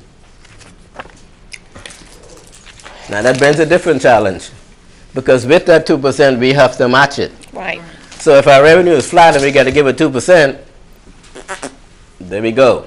We're back to the same issue. But that's down the road. We still have next year's when we got to deal with. That's this year after next budget when that's going to have an effect. And I'm kind of piggybacking on what Dr. Coleman was saying, that we know that 85% of our budget goes for personnel compensation. That's correct. Employee compensation, salaries, benefits.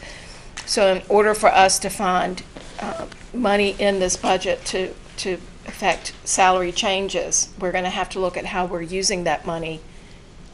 That is correct. And that means making hard decisions. That is correct. Now, I think you asked earlier about the government shutdown. There is right now the appropriations bill where the federal government decide what they're going to fund. There's a possibility that Title II will not be funded. We currently have staff funded by Title II. So if Title II is not funded or is decreased substantially or change any amount down, then there's going to be a trade-off, because the operating budget cannot absorb anything, any additional items now. It's a trade-off at this point. I've gone through literally every account in our budget to see what we can squeeze. So that's where we are. And these requests do not consider the Title II or any, for a matter of fact. We know Title II in particular, but it doesn't mean they may be the only one. So any other federal grant that goes down, we have the same problem. But these requests currently don't even factor those considerations in. I'm not asking specifically, just kind of ballpark, what impact would losing Title II funding? Are we talking about 5 employees or 50? Just But the current funding is $500,000. So if you think the majority of that is salary, okay, thank you. you've got an idea of what we're talking about. Yes. And that's just that one grant. Mm-hmm. Any questions on, I guess, what we've got? Okay, let's go to the list then. What you have here is a list, and I guess I might as well answer the question before you ask. You may ask why I didn't get the whole list. The whole list was $8.5 million. I mean, let's be realistic. It's not going to happen, so it's no use of us wasting time going through those things. I am not saying those things are not important. And that's what I'm saying, but I'm saying to you, we have limited funds, $2.5 million, going over $8 million list. And I would also say to you, some of the items on here don't address some of the needs that we currently have. The list that you're going to see, 281 of it are existing people that we had to hire this year that was not in the budget. And we have another potential 200,000 more that we're going to have to hire. Those have IEP requirements, so we really don't have any choice in that matter. So I'm just laying out to you some of the things that we still have coming down the road, but again, it's not on this list. So the list that you currently have, a total of $4,995,000. You will notice the majority of it is personnel. Out of all the items here, there's only 5 of them that are not personnel. It's the health insurance, the school buses, there's an adjustment in here for a 611 grant. There was one for professional development. And then we have to increase the base budget for the Laurel Center-based program. Outside of those 5 items, everything else in this is personnel. Personnel basically for instruction, which means then no other department got any additional budget request approved. well, on the tier 1 list. So I just want you to, again, to know the context of what we're dealing with.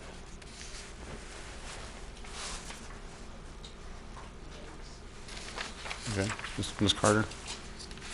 Mr. Beckles, can you explain why we have to increase the lower budget? It's not like they're going to be able to do more with that money, but Our budget for the Laurel Center base is right now $301,000 under budget. So now, fortunately, in the state money, they did give us more for special education, but it's the cost on our side. Our budget is low. It has nothing really to do with Laurel per se, but it's on our side. Okay. Dr. Holmes? I would also remind you of another thing. This budget has no contingencies in it. No contingencies whatsoever. Mr. Beckles, I think I understand unfunded mandates. Have that part clear. Now, Dr. Massey, the budget tier piece here, is this something that you are bringing to us? I mean, I'm trying to understand. Yes, sir. This budget request that we're bringing to you tonight, these are things that we're telling you we pretty well have to do. These are some of these positions that you see at the beginning of this list are positions that we hired this year, this current school year. You remember we had pupil-teacher ratio problems back in the fall at certain places, and we hired additional teachers that were not in the budget, were not budgeted. But now we're going to have to put those back in there. There's 6 of them that we hired that were not in the budget. And if we continue with those in another year, and of course, I will tell you, we will look at that real closely, but I've talked to the principals already, and they tell me that they're going to need it again in the next fiscal year, school year. So that's why they're there. And there's others down past that. As you look in the notes, it tells you what each one of them is, what each position is. As you get farther down, you see special ed situations where IEPs are requiring that. By law, we have to do it. So that's what these are required items. I understand. My last piece to this, I just want to make it clear. So, therefore, whatever budget request we're going to pass on to council, this kind of gives us a roadmap around that.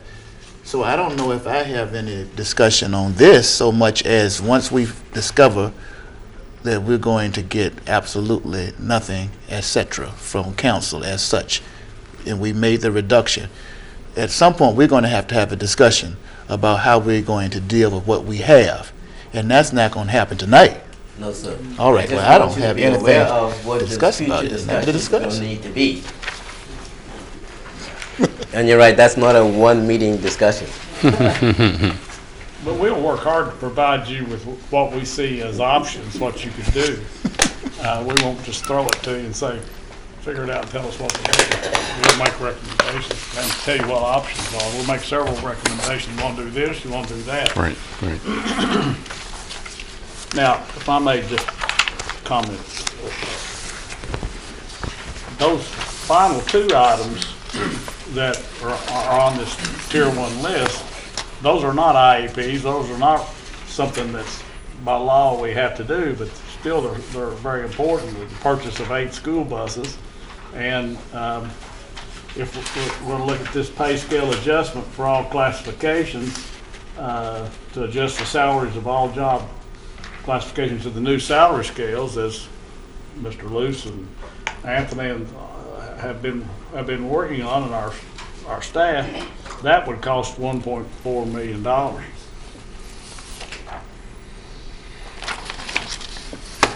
And the buses would cost $713,000. Thank you. Okay. Other questions?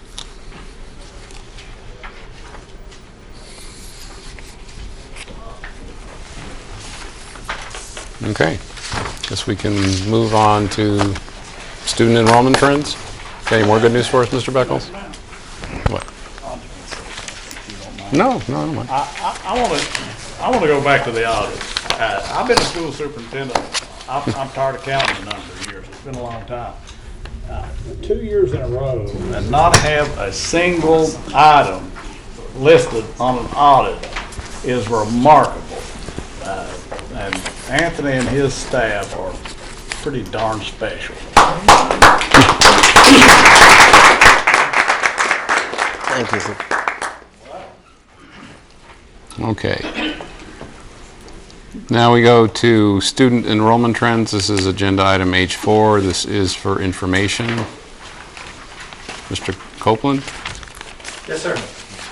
So as a prelude, we deal with the Weldon Cooper Center at University of Virginia every year for our enrollment projections. So they looked at it this year, and aside from Appomattox, Lynchburg has had the least enrollment decline in the region over the past 5 years. One of the main reasons is that the births have not declined in Lynchburg as they have in the surrounding counties. And based on those birth rates and our current state of things, we will continue kind of where we're at. I'll briefly go through this to kind of lay things out. This first slide is too large, and you can't see the bottom of it if you're in the back of the room. Across the top is the birth rates by year. So the 969 number, which is right in the middle of the chart, is the births in 2012. The significance of that is that those children showed up in August as our kindergarten students. So that's the 637 that you see directly below them. You can see that the birth rates for the next 3 years, and we don't have 2016 numbers yet, but that the birth rates have jumped significantly. So that's why they're saying that we'll stay pretty steady over the long term, or at least the 5 years of this analysis. So I wanted to point that out here on that first slide. The way it looks percentage-wise is the second slide, which shows you that we were in the mid-70s, low mid-70s a few years ago, and the percentage of children that show up in kindergarten has been declining steadily over the past couple of years. That's significant in that that's our input number for things. Now the next few slides are Weldon Cooper's numbers for how they see these specific cohorts of students progressing through the grade levels. And if you'll take the 637 kindergarten students that's on the 2017 line, and you'll go diagonally down one block and over one to see how many students survive, is the word they use, from kindergarten through the first grade that remain in Lynchburg City Schools. They've got the data that backs this up and the models that predict this. And you can follow diagonally to see how a specific cohorts of students that enter in a given year progress through the first grade, second grade, third grade, and on. So the other important thing is that over the 5 years of this forecast time frame along the bottom, you can see what the change in grades per grade level is going to be. So our kindergarten enrollment will continue to grow, while our fourth and fifth grade numbers will continue to decline because of the number of students that came in at the kindergarten on preceding years. So that's how it looks across the elementary grades. Middle school grades is the largest point of decline for us across the 5 years of this analysis. And then the high school grades, if you think about the 637 students that came into kindergarten in 2017, and then you look here at 2017 where we have 660 ninth grade students, some people get confused by that. You always see what I call a ninth grade bump.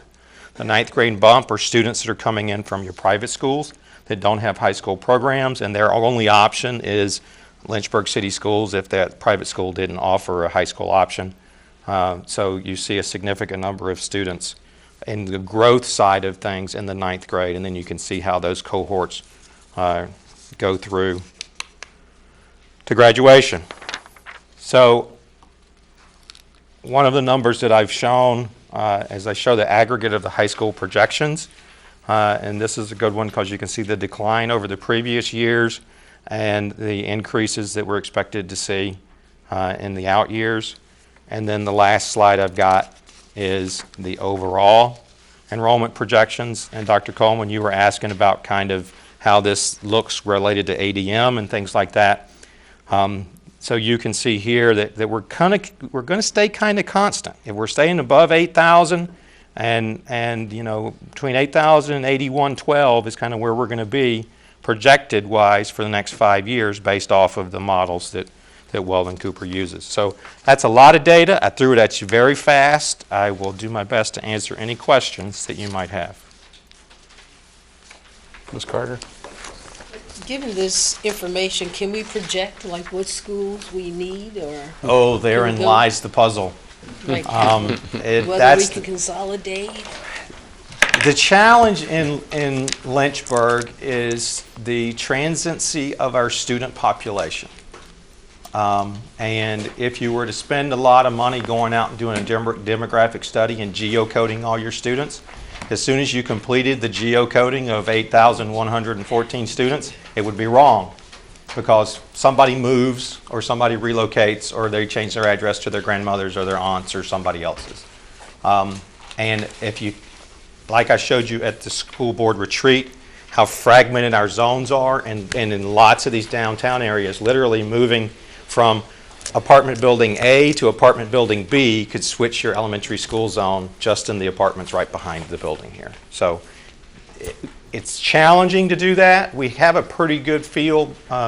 Mike Rudder does, and with the classroom level analysis that we do, and our principals have a great idea of who's moving out and who's moving in. So we would do our staffing meetings in the springtime is when we really start looking at how our teacher to student ratio looks in that building. The feeder patterns here and that geocoding is the big challenge. I looked at it when I first got here because I had a demographer that worked for me in my previous location, and he looked at it and said, you can't afford it just because of the challenges of the moving of the population. Dr. Brennan? Thank you for the information. One of the aspects when I looked at this, we looked at the website, they talk about the birth rate and they talk about what the historical trend is. It's kind of those two factors they look at, which doesn't really address the idea of trying to get students into the public school system. If we were successful of trying to recruit more students, as Dr. Massey has pointed out, we have this, 11,000 approximately students who are in the public schools, and have about 8 in there. If we could be more successful recruiting, that would be helpful. The other thing that was interesting, a small point in their report, was that they also broke down homeschooling areas, and Lynchburg is one of the highest areas. 8% of our students are homeschooled, which I was surprised. I guess I should not be surprised to see that, but it was another interesting aspect to think about. And finally, as you pointed out, that bump in high school is interesting because as children have to come into the public schools, we do get that rise. Mm-hmm. If we could get that rise earlier, it'd be helpful. Yes, it would. But thank you. Other questions or comments? Dr. Sena? I'm just looking at the chart of the percentage attending 5 years later. Why do you think it dropped off so significantly and continues to fall, this chart? I have no idea. Is it competition from private schools, or? We have lots of theories, but none of them that we can say this is the definite thing. Dr. Brennan and another group are looking at ways that we can affect recruiting or information flow out to parents and families that are starting to think about kindergarten. Mm-hmm. Our competitors are at an advantage that we don't have, I think, in that they have marketing teams and marketing dollars to appeal to certain demographics in the city that we just don't have the wherewithal to compete against the things they can throw out there. We are looking at it, but we can't put our finger on this is the reason why they're choosing to go elsewhere. Sorry. Okay. Okay. All right. Very good. Thank you. Move to item H5, the school calendar for 2018-19. Dr. Massey? Thank you. I'm proud of what we presented to you, that we're presenting to you tonight for the first look through. I believe in building a school calendar that you need to seek input as close to the children as you can. And we have sought that input from the schools. I think that should be, the schools should, the teachers, staff, principals should have great input, and we have made sure that that happened this year.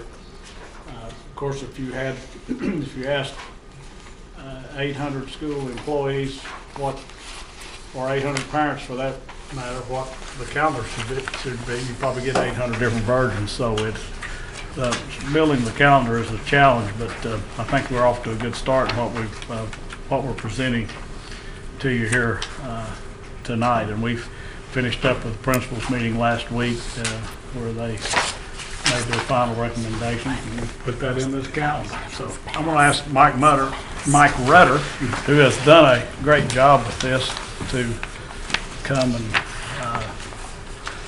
present, make comments as he sees fit. Thank you, Dr. Massey. The development of the proposed calendar that you have in front of you for 2018-19 began a number of weeks prior to our winter break. We began by taking the current 17-18 calendar and rolling it up into 18-19 to see what it would look like. And then using that as a point of departure, discussions began around the calendar for 2018-2019. That discussion began at the senior leadership level. It then branched out to include directors and supervisors and other individuals here at the central office level. Once that was done, that input was received, and there were a couple of revisions made to the roll-up calendar, which was then taken. Dr. Massey took those revisions out to his Parent Advisory Council. We presented the proposal to principals at both the elementary and secondary levels. The principals then took those calendars out and received input from their faculty members. We've received input from principals based on what they've done with their staff in writing. We've had our central office folks provide us with written feedback as well. As Dr. Massey has already mentioned, we then took another iteration based on that feedback to our principals at principals meeting last week. Following that principals meeting, the feedback that has been received throughout the course of the calendar development was then used to create the draft that you have in front of you. And so the superintendent now presents this draft to you for your consideration and approval at the next school board meeting. And I'll be glad to address any questions that you may have about the development along the way. This will be put on our website as well. React to. Okay, Dr. Coleman. Mr. Rutter, you did a fine job of helping us to understand the process of everyone's involvement. And you didn't ask me to join you in singing tonight, so I guess you're not too interested in what I want to say. But anyway, at some point we're going to understand what that feedback, what the comments, the thoughts are. At what point will we be exposed to all of the reflections that you all utilize to bring this calendar to us, and the differences, et cetera, and so forth and so on? Because Dr. Massey is right. Philosophically speaking, there are any number of approaches. We've heard enough to know that necessary changes need to be made, and I'm assuming, Dr. Massey, you made the hard decisions to do that. Yes, sir. Well, we didn't compile all the suggestions because we had literally hundreds of them. But I'll tell you some of the highlights, if that's what you want us to do. Well, I don't want to label this moment as such. Yeah. And then, if you said everybody had an opportunity to be involved in their Yes, sir. in the process, and so be it. Thank you. Ms. Morrison? Thank you for taking the suggestions from both last year and from what I've heard from teachers and parents this year. Having the students start on the 14th and going for 3 days without going the whole week, I think will help them get into a routine and give them the weekend to then rejuvenate before they start the full week. I think a small winter, fall break is a great sign, and I appreciate the very limited number of half-days. You know, I feel very strongly about those half-days. There are not many of them, but I do recognize what principals and teachers feel about the days before long vacations, that students have a lot of energy, and they can harness that energy and go home. But I also like the fact that we're getting out in May. I think that says a lot for what teachers and students expressed about after SOL testing not going into June. So I appreciate the hard work, and I know that you listened to feedback and have provided it. I appreciate it. Thank you very much. I just wanted to echo Ms. Morrison's thoughts. I can tell already from this draft that you've put a lot of hard work into it, and just having attended some of the listening sessions from people in the community about their feedback on the calendar, I can tell that that was adhered to. And I too am happy to see the reduction of half days and the, which allows for increased instructional time. So good job, and thank you.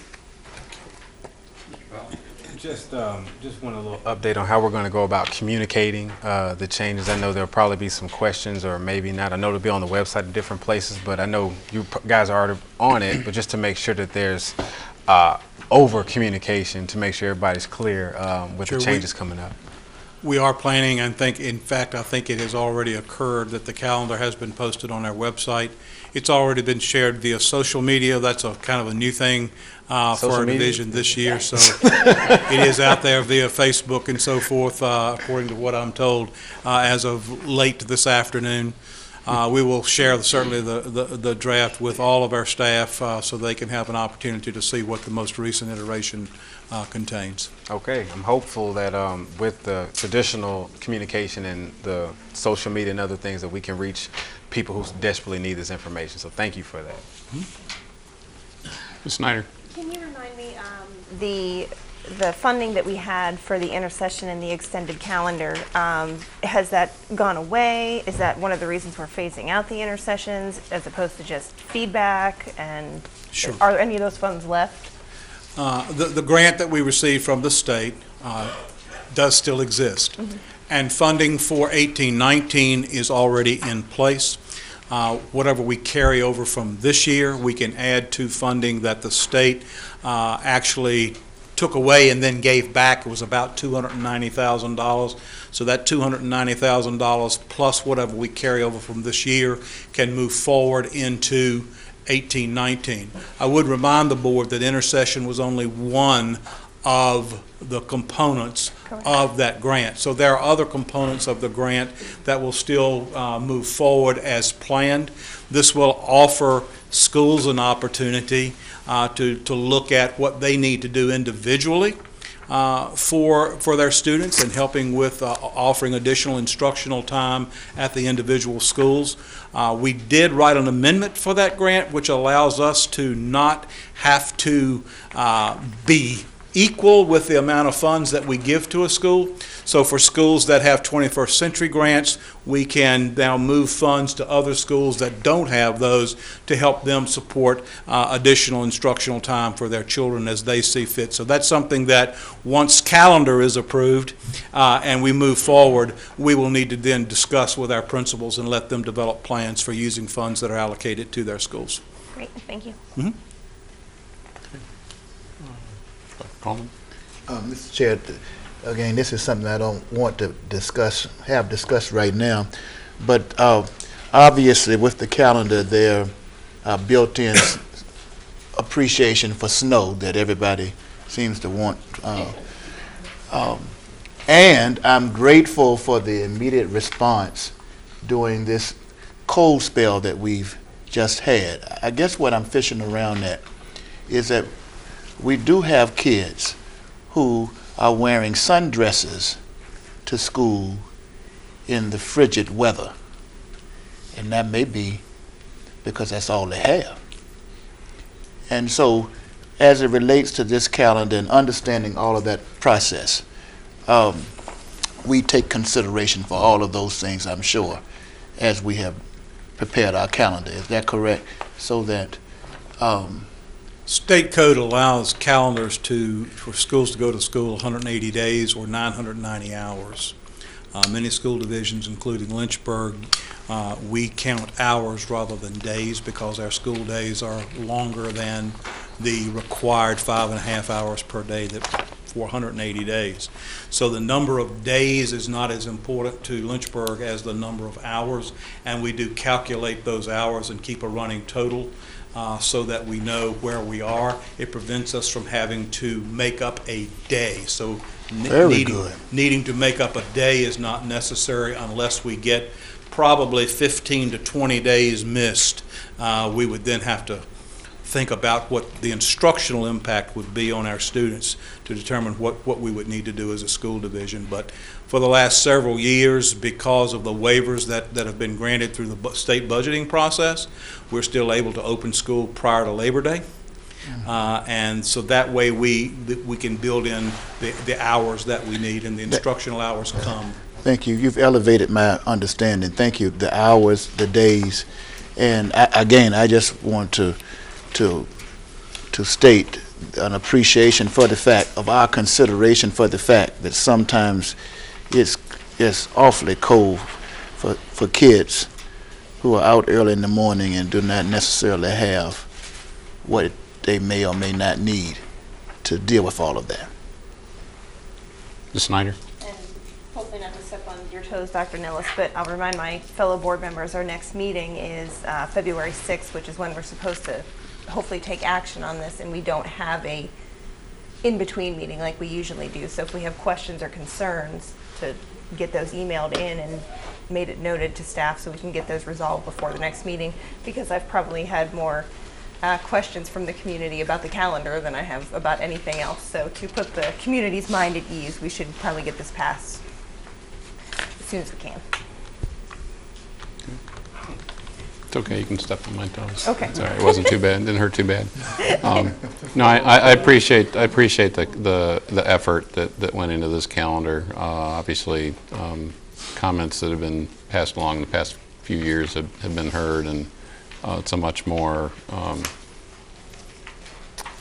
contiguous calendar. It's not so choppy as it had been in the past, and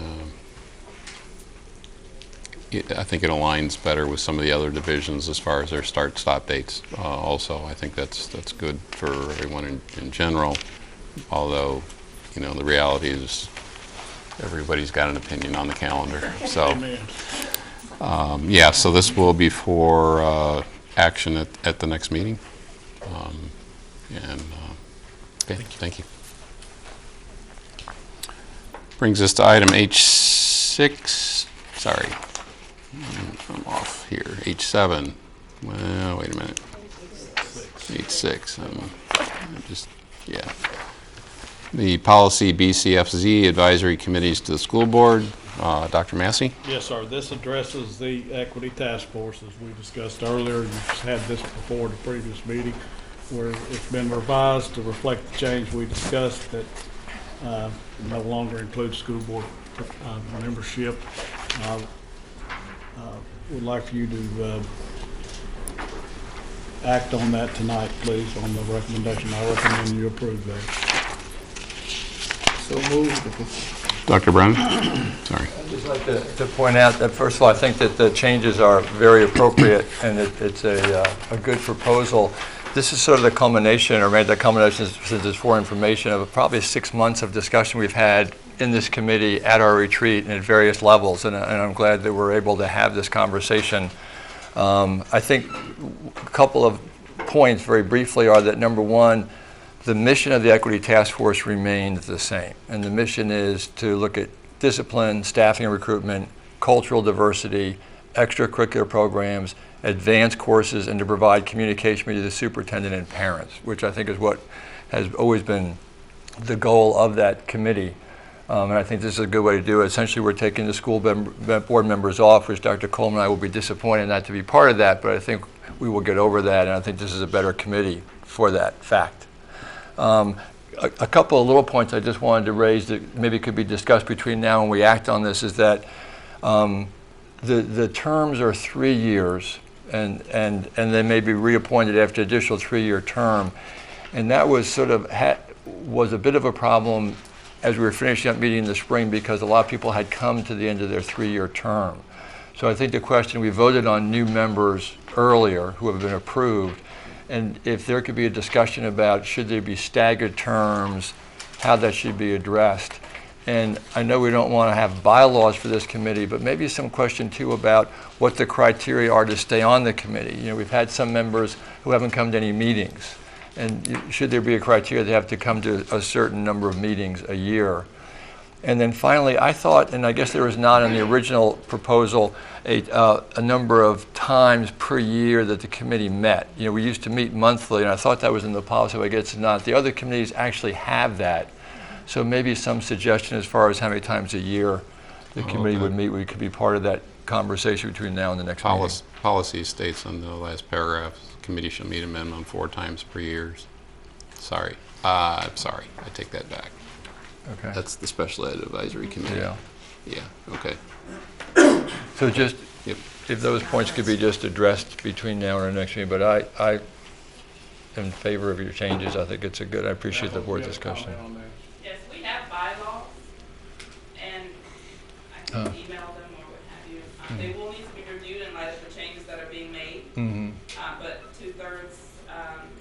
attending 2/3 of the meetings, I believe, is what we decided on.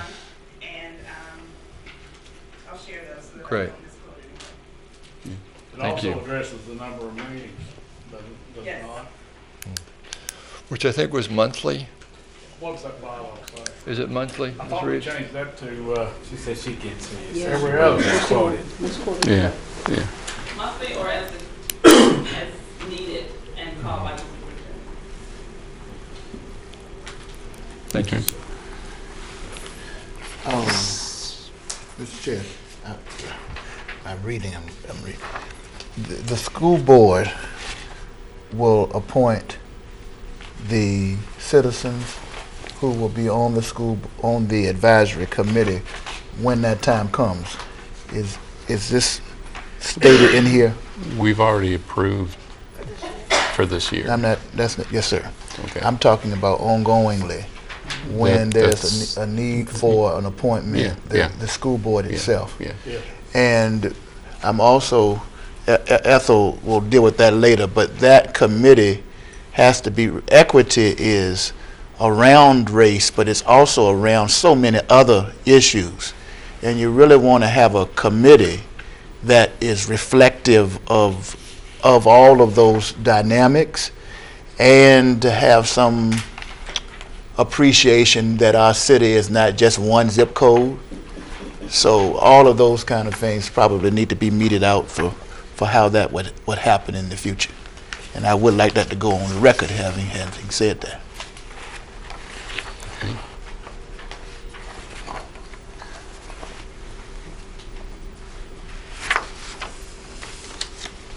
So this is for information tonight, or would No, you I like was it? asking You to be on it? voted on. Okay. We've got worn Okay. this out. I'm worn out with it. Yeah. So, I would make a proposal to be accepted. so you would move to approve the policy amendment as presented? Okay. Thank you. Okay. Moved and second. Is there any additional discussion? Okay. We're ready to vote. All in favor? Aye. Any opposed? No. Okay. Thank you. Now we move to H7, the capital improvement plan for 2019-2023. Dr. Massey or Mr. Copeland? Okay, Mr. Copeland. This is for action at our next meeting. Yes, sir, Okay. at the next meeting. So every year, we submit a 5-year capital improvement plan to the city of Lynchburg, and it becomes part of the entire city budget package and gets submitted to city council in the upcoming months. The nature of that is that our needs basically get consolidated with every bridge and street and sewer project and everything else that's going on in the city. And the reason that is because the city actually owns our school buildings. You as the school board don't own the buildings. There's a memorandum to where they give them to you, and then we're responsible for maintaining them and then asking them for funds to do these major maintenance projects. So that's why this plan comes to you. It's focused around 3 areas: new buildings and major renovations, what I call major maintenance, which is all your HVAC, electrical, athletics, restrooms, things like that. And then our super critical one, roof replacements. Leaking roofs in schools don't mix. So I do have one change in the dollar figure that's in your last paragraph. With some last-minute reviews with Mr. Gadsky, we were able to reduce the financial burden, and it's actually $4,195,000 for the 2019 CIP, and I'll go through the detail of that that's on your attached sheet. Although this is a 5-year, multi-year plan, and it is submitted that way to the city every year, which gives us an opportunity to update the out years continuously, really the approvals and funding are on a 1-year basis. So it gives City Council an opportunity to see kind of what your long-range plans are, and then they look and try to find the funding on a single-year basis. So if you go to the attachment, I wanted to kind of go through a few items on the 2019 budget cycle. The biggest new project or renovation project that's out there that we're hoping we're going to get funding for from City Council is to start the Sandusky Elementary School design effort so that we can get further down the path of replacing that school. The other one that's out there is elementary school gymnasium additions. So that we can get out of the business of cafeterias serving lunch and then the other half of the room being used as a gymnasium for movement education. If you go down to the next block, which is capital maintenance projects, the major maintenance kind of stuff, they're really pretty minor things, but very important, and that the Linkhorne Middle School cooling tower has reached the end of its life expectancy and needs to be replaced. We need to work on the restroom renovations at Darrington Elementary School. The Sandusky track needs to be replaced, the Bass Elementary School wood gymnasium floor, and then a couple of roof projects. Since the Sandusky Elementary School replacement project has been on our 5-year CIP for the entire 6 years that I've been here, and it continues to move around, but never really gets funded. The same thing has occurred with the Linkhorne Elementary School renovation and the Paul Monroe Elementary School renovation. This year, I started planning for if they're not going to renovate these buildings, if they're not going to replace these buildings, then they're going to have to invest money in other ways because we have a lot of old equipment in these buildings. So the yellow highlighted portions you see are our attempts to highlight to City Council that if you're not going to replace Sandusky, then we need to start thinking about a couple of $1 million to fix the roof, to fix the electrical system, to fix the HVAC systems, and to renovate those restrooms. So I wanted to get that kind of out there as a marker for the future. If we're not going to undertake these large projects, then smaller amounts will need to be found to move things forward. That's kind of the presentation that I have on CIP. All of this data, once you take a look at it and approve it at the next meeting, will then be consolidated and presented to the city financial office so that they can incorporate them in the larger budget roll-up as they get ready to present things to council. So I'll answer any questions you may have. Very important. So Critical, important. these are capital allocations that are separate from the operating. That is budget correct. Allocation. I mean, it used to be the buses were funded via capital, and then they got rolled into just operating. Correct, because the auditor pointed out to us that we shouldn't be funding buses through capital improvement dollars. We should be using operating. Okay. So, All right. but the city has done a great job over the previous 5 years to support the bus request. So. Okay. Ms. Snyder? And then the $1.5 million for Sandusky for 19, what would that be for? Design. Design, okay. That would really get us started on the engineering and architectural concepts. So if we could go ahead and get started on that in 2020, it looks like all the other things you had earmarked with the highlighted is about 1.6 million, so they could. They will disappear. If we're Right. going to build a new building, then I'll drop them off. But since So I'd say save maybe a little bit, and reminding everybody that Mr. Copeland's undertaking of Heritage came in under budget, and he did a really good job of making sure we stayed within our costs and went under. So, maybe not even. Hopefully that will help us. Yes. And that I would hope so. An excellent job leading that project, and for a school that will very much need it. hope we can get some support from the city on this.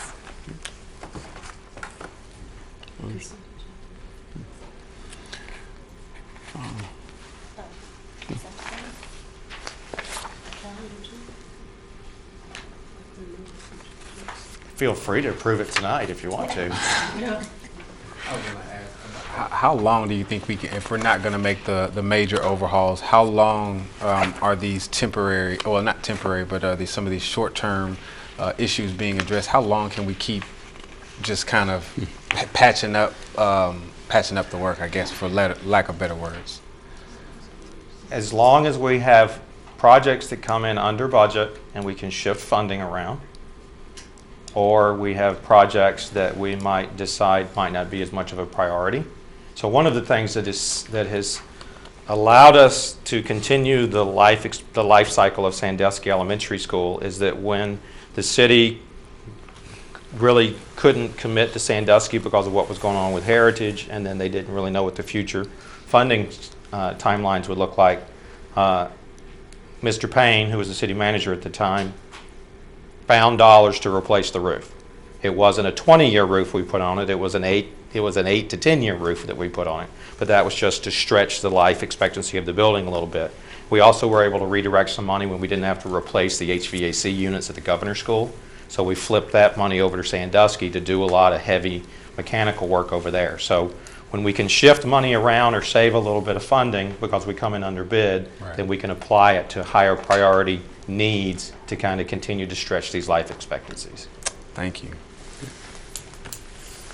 So there was a suggestion to put this on the consent agenda.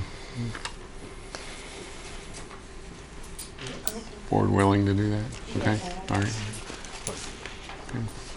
And just as a point of information, you know, if someone wants to have additional discussion about it, it can get pulled off the consent agenda and we can vote on it separately. So, okay. As you look at it in detail, if you have any questions, just send me an email and I'll. Okay, that brings us to H8, the Lynchburg City School Board Personnel Policies and Regulations. Mr. Copeland? Okay, a couple of editorial comments before I get into a few things I wanted to cover. You should have received an updated copy of the policy that's on page 90. And the acronym SOUP for that one is GCBD-RW. We found where some of the wording had gotten jumbled and restructured, and we really didn't know how, and somebody caught it in the final review, so we got that updated and gave you that. There is a typo on page 26. An errant the Virginia popped into the middle of the second paragraph. And on page 74, our sick leave policy, it's in the binder here, but it is currently undergoing legal review. So that one's provided to you, but it's not part of the recommended package. I think it's important, since it's been a few months since we've had a policy binder or policy packet like this, to kind of remind you of the way the layout is and some of the formatting aspects that we use. As you go through the policy, the old policy, or excuse me, the existing policy, what is in place right now, will always start on the left-hand side of the page as you go through the binder. And then the new policy will always start on the right-hand side of the page. You'll see that we use two different font structures, so you can also visually tell the difference between old and new. You'll see strike-throughs in policies that we might be recommending that we adopt, because remember that the basis for our adoptions is the Virginia School Boards Association policy.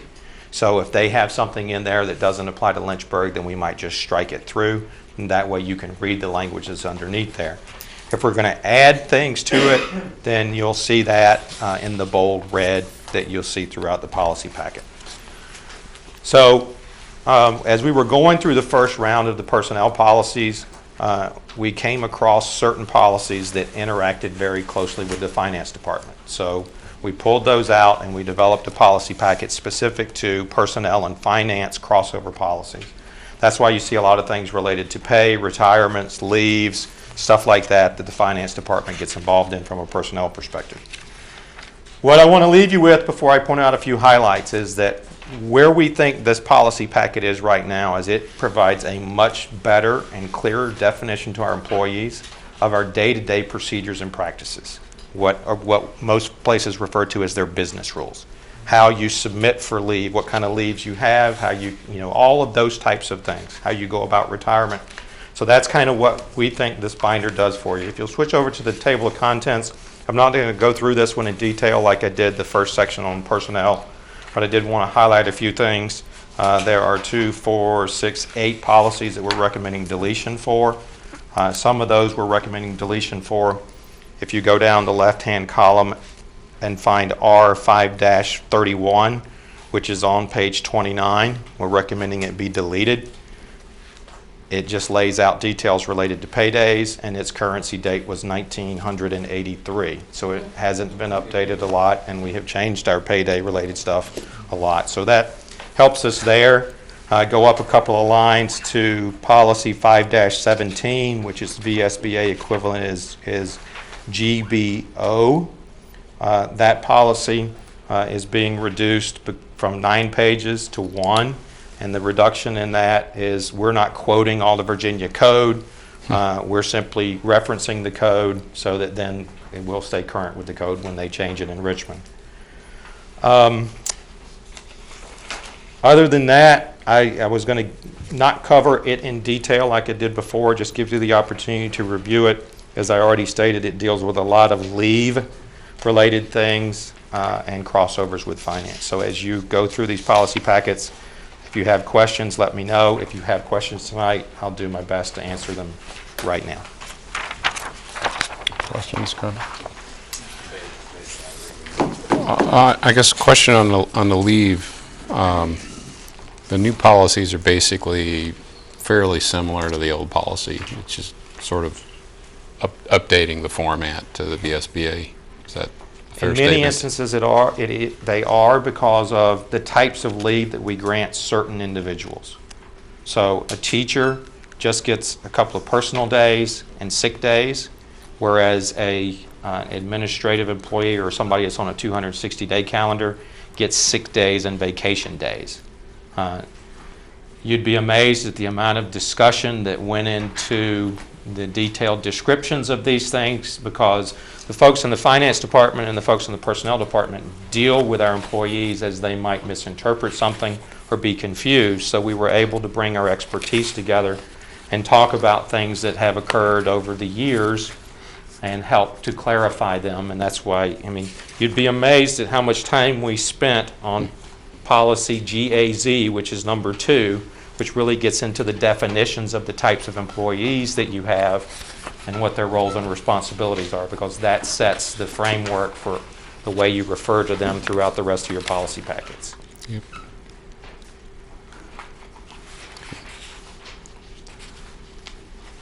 Okay, I guess we have some homework to do again.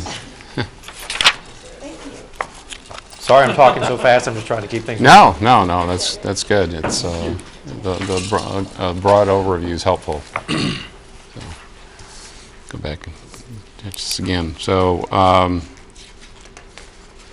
that will be for action at our next meeting. Very busy information. So that we can move now to item H9. 2017-18 final allocations for federal programs. Dr. McLean? Yes, this item and the one that follows, I'm going to ask Mike Rutter to come up and share some updates related to the federal program allocations. Thank you, Dr. McLean. As noted in the board agenda item that board members received, this item, first item, comes to the board for information tonight, while the second item, which is directly related to this first one, will come to the board for approval. Since the board approved applications for the 4 federal programs that are identified in your agenda report back in June, we did submit those applications to the Virginia Department of Education. All 4 of the applications were approved, both in program and in budget. And as we always do every year, because of the way the federal government operates, we do not receive our final allocations till typically sometime in the middle of October to the 1st of November. That is the same thing that occurred again this year. So since you have approved those applications back in June, we have received the final allocations from the Virginia Department of Education, and those allocations you can see in your agenda report. As you can see, there were two of the titles that we received more funds than we developed the application for, and in two of those we received less. And so for those programs where we received additional funding, we are responsible for amending our application and sending it to the Virginia Department of Education to outline how those funds will actually be spent in the current school year. Keep in mind that grant funds, federal grant funds, have a 27-month life cycle, so we don't have to spend all of the money in the current fiscal year. We can carry those funds over and spend them for an additional 15 months into the following school year. For Title I Part D, the shortfall that you will see there is being addressed through the use of carryover funds from the previous year. So we will not have any impact for the obligations that were outlined in the application that we submitted. All of those obligations are able to be taken care of given this year's funding allocation and funds that we had carried over in that grant from the previous year. The deficit in Title I Part 2 is a little more tricky because the cut was more significant. And as you can see for Title I Part 2, we actually had a reduction in $48,774. That's fairly significant. Mr. Beckles has already referenced Title II Part A as being something that we're not sure of for the coming fiscal year.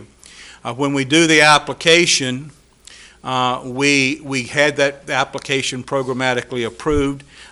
School Board Member Carter also referenced tonight the personnel that is associated with that. I do want board members to know that for Title II Part A, it is subject to equitable distribution to private schools.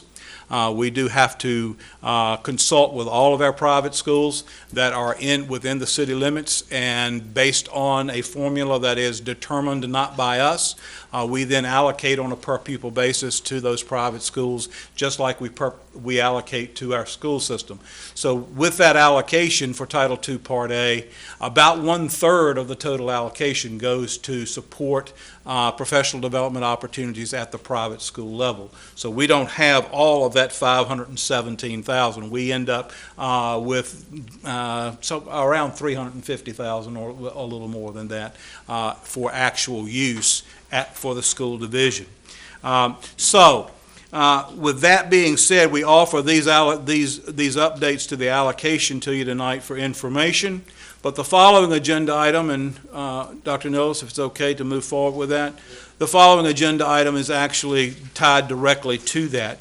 Back in August, we did receive word from the Virginia Department of Education that Virginia and then local school divisions were going to receive a formula grant under Title IV-A. And this grant was designed to support about three things across school divisions that received funding. Not all school divisions received funding, and that funding again is formula driven. We don't have any say-so with that. We actually received $104,000 in allocation for Title IV-A.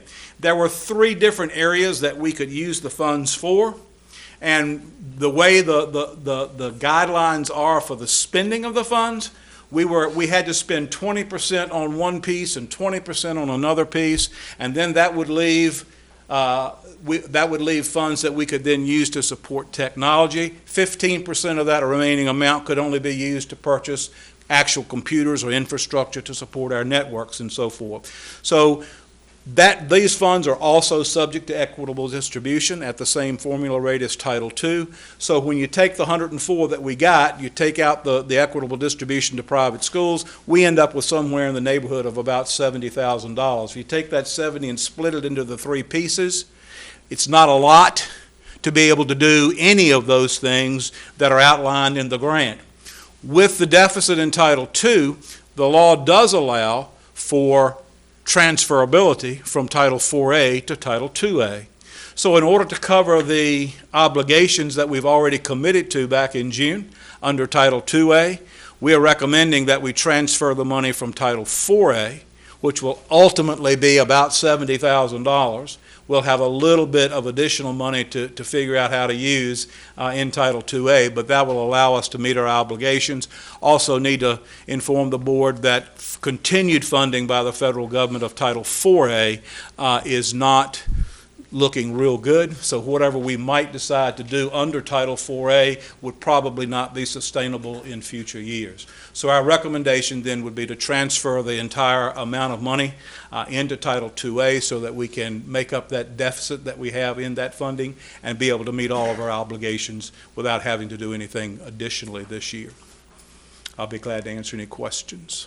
The administration is asking for action on Yes. this tonight. So, questions, comments? Ms. Carter? Do the private schools help with the grant application? Do they provide? We have to have what is called meaningful consultation with our private schools. The federal funds are all subject really to equitable distribution for private schools. For Title 1A, we are very fortunate as a school system that we are a bypass school division. We don't actually have to manage the Title 1A funds where other school divisions do. That's actually managed for us by the Virginia Department of Education, and that is a really, really, really good thing, okay? But we do have to have meaningful consultation on the other grants, so we do that for 21st Century, for Title III, for Title I, and for Title II, and now Title IV. So after we got the grant, we actually got all of our private school folks back together, went through the Title 4A application and what it was and explained to them, and they all agreed and signed off to be agreeable to this. For the private schools, it means exactly the same amount of money to them, whether it's in Title IV or Title II. Dr. Coleman? Dr. McLean, do you feel good about this recommendation? Yes, sir. I mean, I think because we have a deficit, these are also positions that are already funded for personnel. We've got the health insurance increases, we've got those, and because it's a carryover, it gives us a little bit of a slight buffer against being able to have the unpredictability about what might happen at the federal level. And as Mike said, the way the money had to be chopped up into so many pieces, it wasn't real practical. And then it's one time. Okay. Is there a motion to approve? Or So moved. Second. is there any additional discussion, questions? Okay. All in favor? Aye. Any opposed? Okay. Thank you. You're welcome. Thank you. So we move to item H10. No, we just did that, right? Yeah, we got a 2-for-1 deal. Move to item H11, the Central Virginia Governor's School for Science and Technology 2017-18 budget. Mr. Beckles? The next four items, the four budgets for the entities for which we are the fiscal agent. As you know, in the past, we have asked them to try and bring it a little bit earlier so we could do them all at one time. They tried to comply, but one of them did not get their budget approved by the board and documented as being approved.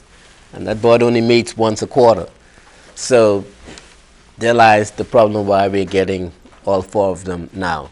But I would say the others, well, they all tried to. One just made what I call a technical, a major technical error, which we had to send it back in order to get approved by their board before we could bring it to you. That's the reason why they're all late at this point in time.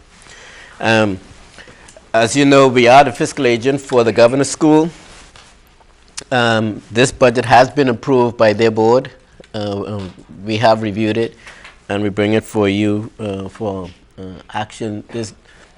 I won't say it's a formality, but you can rest assured they have approved it, and because we're the fiscal agent, you also have to approve the budget for the next three, on the four entities.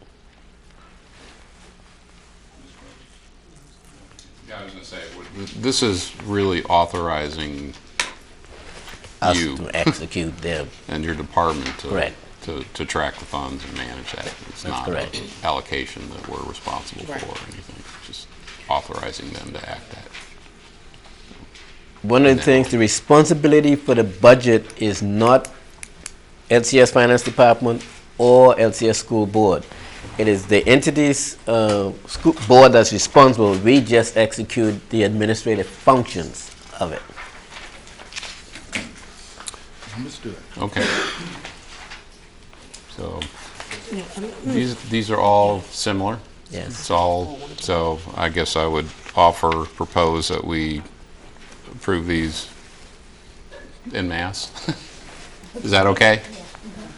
So that would include the Central Virginia Governor's School for Science and Technology budget, the Governor's Regional Accelerate STEM Academy budget, the Laurel Regional Program budget, and the Pauline F. Maloney Step with Links budget.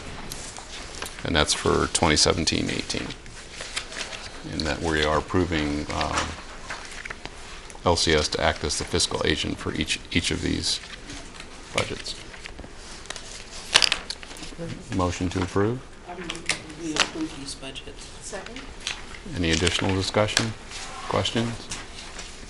Okay. All in favor? Aye. Any opposed? No. Okay. Thank you. All right. That brings us to superintendent's comments. Thank you, Mr. Chairman. The Lynchburg City Schools received a very prestigious award from the Virginia School Board Association. It's the 2017 VSBA Exhibition of School Architecture.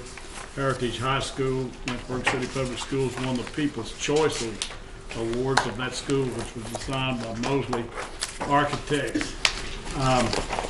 You know, we had a very outstanding construction manager of that job, Mr. Ben Copeland, and the board deems it appropriate. Mr. Chairman, I'd like for you to present this plaque to ask Mr. Copeland to come and accept this plaque and have this plaque put up in the school board prominently office. somewhere. That's right. Can all be. We'll find a pretty place for it. Yes. People's Choice Award, Heritage High School, Lynchburg City Public Schools, designed by Mosley Architects. Congratulations. Thank you. Anybody who's voting for it?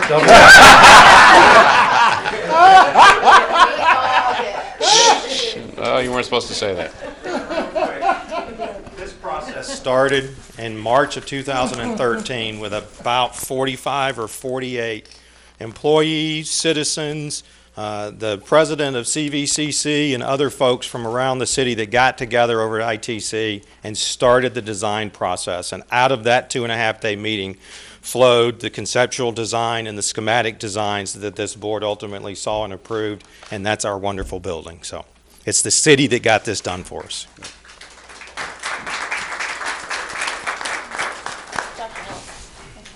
I was going to I'm going to piggyback on what Mr. Copeland said. It was the task force, and Ms. Corr and I sat on the task force, but it was really the people who kind of came up with this design and took ownership of the school, and with Mr. Copeland leading us and helping us, you know, get our dream down on paper. So it really is a People's Choice Award. It was designed by the people. It was a great honor. Cool. Thank you.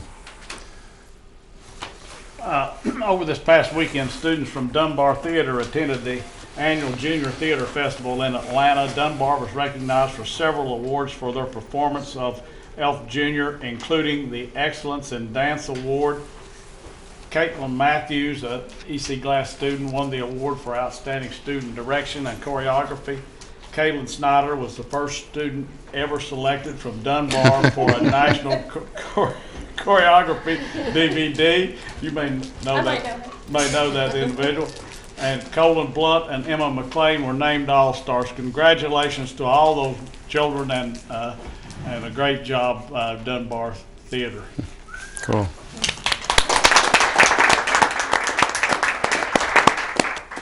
Please keep the Heritage High School family in your thoughts, as they were made aware of the death of a student last week. Mr. Beatty and his team have had a number of tragic situations this year, and we want to continue to support them as they go through this difficult time. As a division, we pulled together to provide grief support as needed. Many thanks to the counselors, school psychologists, and social workers who provided support to our students, families, faculty, and staff on this occasion. 2018 National School Counseling Week, helping students reach for the stars, will be celebrated from February the 5th through the 9th to focus public attention on the unique contribution of school counselors within the United States school system. National School Counseling Week, sponsored by the American School Counseling Association, highlights the tremendous impact school counselors can have in helping students achieve school success and plan for a career. That week is always celebrated the first full week of February.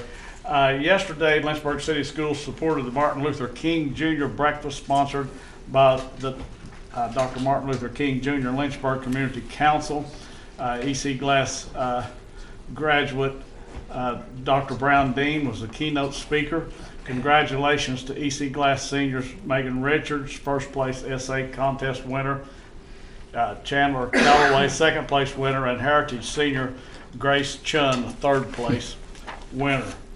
Final announcement, the Empowerment Academy will have its fall 2017 graduation ceremony. Join us on January the 19th, 2018 at 6 o'clock to 7 o'clock, EC Glass High School, Marie Waller Lecture Hall, with a reception to follow. The Empowerment Academy graduation. Thank you. Okay, very good. All right. Brings us to board comments. Dr. Brennan. I just want to thank Mr. Copeland and his staff in light of the cold weather last week of keeping our students warm, and in light of places like Baltimore having so much trouble and such bad publicity. I think no news was good news that things were working so well, so thank you for your help with that. And speaking of frigid weather, I want to thank Dr. Massey for coming to the January 1st program by Dr. Coleman in the frigid day on January 1st to represent city schools. I also want to thank Dr. Massey and also Ms. Polly Smith, who's in the audience tonight, who's the director of Hudson Early Learning, for their active involvement in the city initiative to help with education. There's a citywide movement as part of the Progress to Poverty program to look at pre-K, universal pre-K for all children in our city, and this is moving along very well, and wanted to thank the city schools and Ms. Smith and Dr. Massey for your support with that. Ms. Mason? I just wanted to say, I've had a lot of community members reach out to me that couldn't be here tonight with really a lot of excitement for having Dr. Edwards here. So on behalf of myself and those that can't be here, I want to extend a very warm welcome to Dr. Edwards. And I'm also really proud to be part of this progressive board that's bringing Dr. Edwards on board. I think we've jokingly all said at different times that this is the year of the woman in Lynchburg. You know, our cities now, we have our mayor, our vice mayor, our city manager, and now our superintendent. But it's important to emphasize that we didn't hire Dr. Edwards because she's a female. We hired her because she is the most qualified to lead our school division to the next level. So welcome, Dr. Edwards, and I'm really excited that you're here.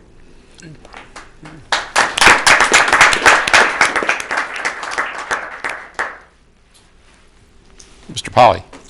This past weekend, I attended the Sandusky Middle School basketball tournament where they invited all the middle schools in the area for the young ladies, where my daughter may or may not have been playing for Dunbar. But I wanted to congratulate Dunbar for winning that tournament. But also I wanted to congratulate Sandusky. They renamed the tournament the Calvin A. Buck Classic Tournament. And Mr. Buck was a dear coach at Sandusky Middle School. He amassed over 150 wins and only 30 losses. He touched so many lives in the community. So it was way bigger than sports. He passed away, unfortunately, a few years ago. But to have his wife and his children come out and speak to the audience and let them know the tradition that they were trying to keep going in honor of Mr. Buck, I really thought it was a touching moment. And it shows not how sports kind of can bring a community together, and it showed the impact that Mr. Buck had as a coach, as you saw former players come in and give thanks to his wife for lending so much time to the program. So I just wanted to send my condolences to the family again for that loss, but also it was just such a positive moment for the community as we rallied around the Buck family, and it was a great tournament. As congratulations again to the Dunbar ladies for winning that, but I just wanted to shed a little bit of light on that for everyone. Ms. Carter? Just piggyback on your comment about Mr. Buck, you know, you can always, when people are out in the public or in school, they may present a different way, but I was one of his neighbors, so he was just genuine through and through, and his family also. So yes, that was awesome that they did that. And also to welcome, yes, Dr. Edwards. It's just great, we're glad to have you here, and we just excited about all the things that you're going to do to help us just go to the next level. Dr. Coleman? Thank you, Mr. Chair. I want to say thank you, Dr. Massey, for your able continued leadership. And as Dr. Brennan mentioned, you are always so willing to get out there and walk the talk that you have presented to us, and I want to thank you for that.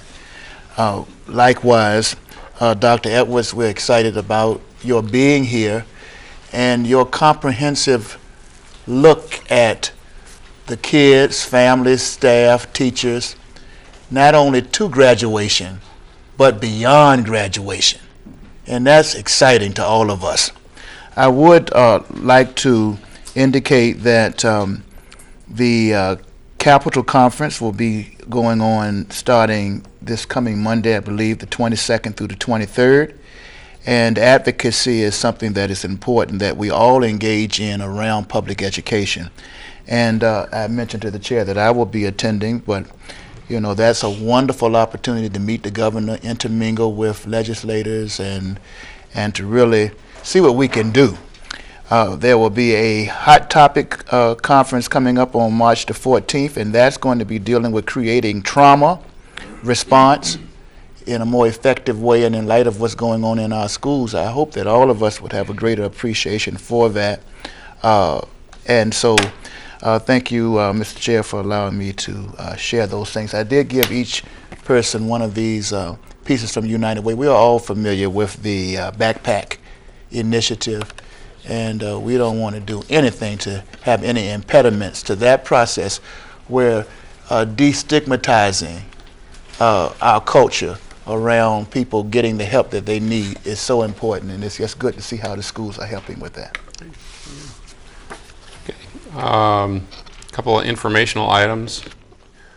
You all have statements of economic interest for February 2018 filing. It has been distributed to individual board members for your review and signature. You need to return those signed to Ms. Sullivan by January 30th. So. We could do it today. And you could, and she's right there, and you just got to put pen to ink or pen to paper and sign off. Final item is the next school board meeting is Tuesday, February 6th, 2018 at 5:30 p.m. here in the boardroom. And with that, this meeting is adjourned. Thank you. You did a good job.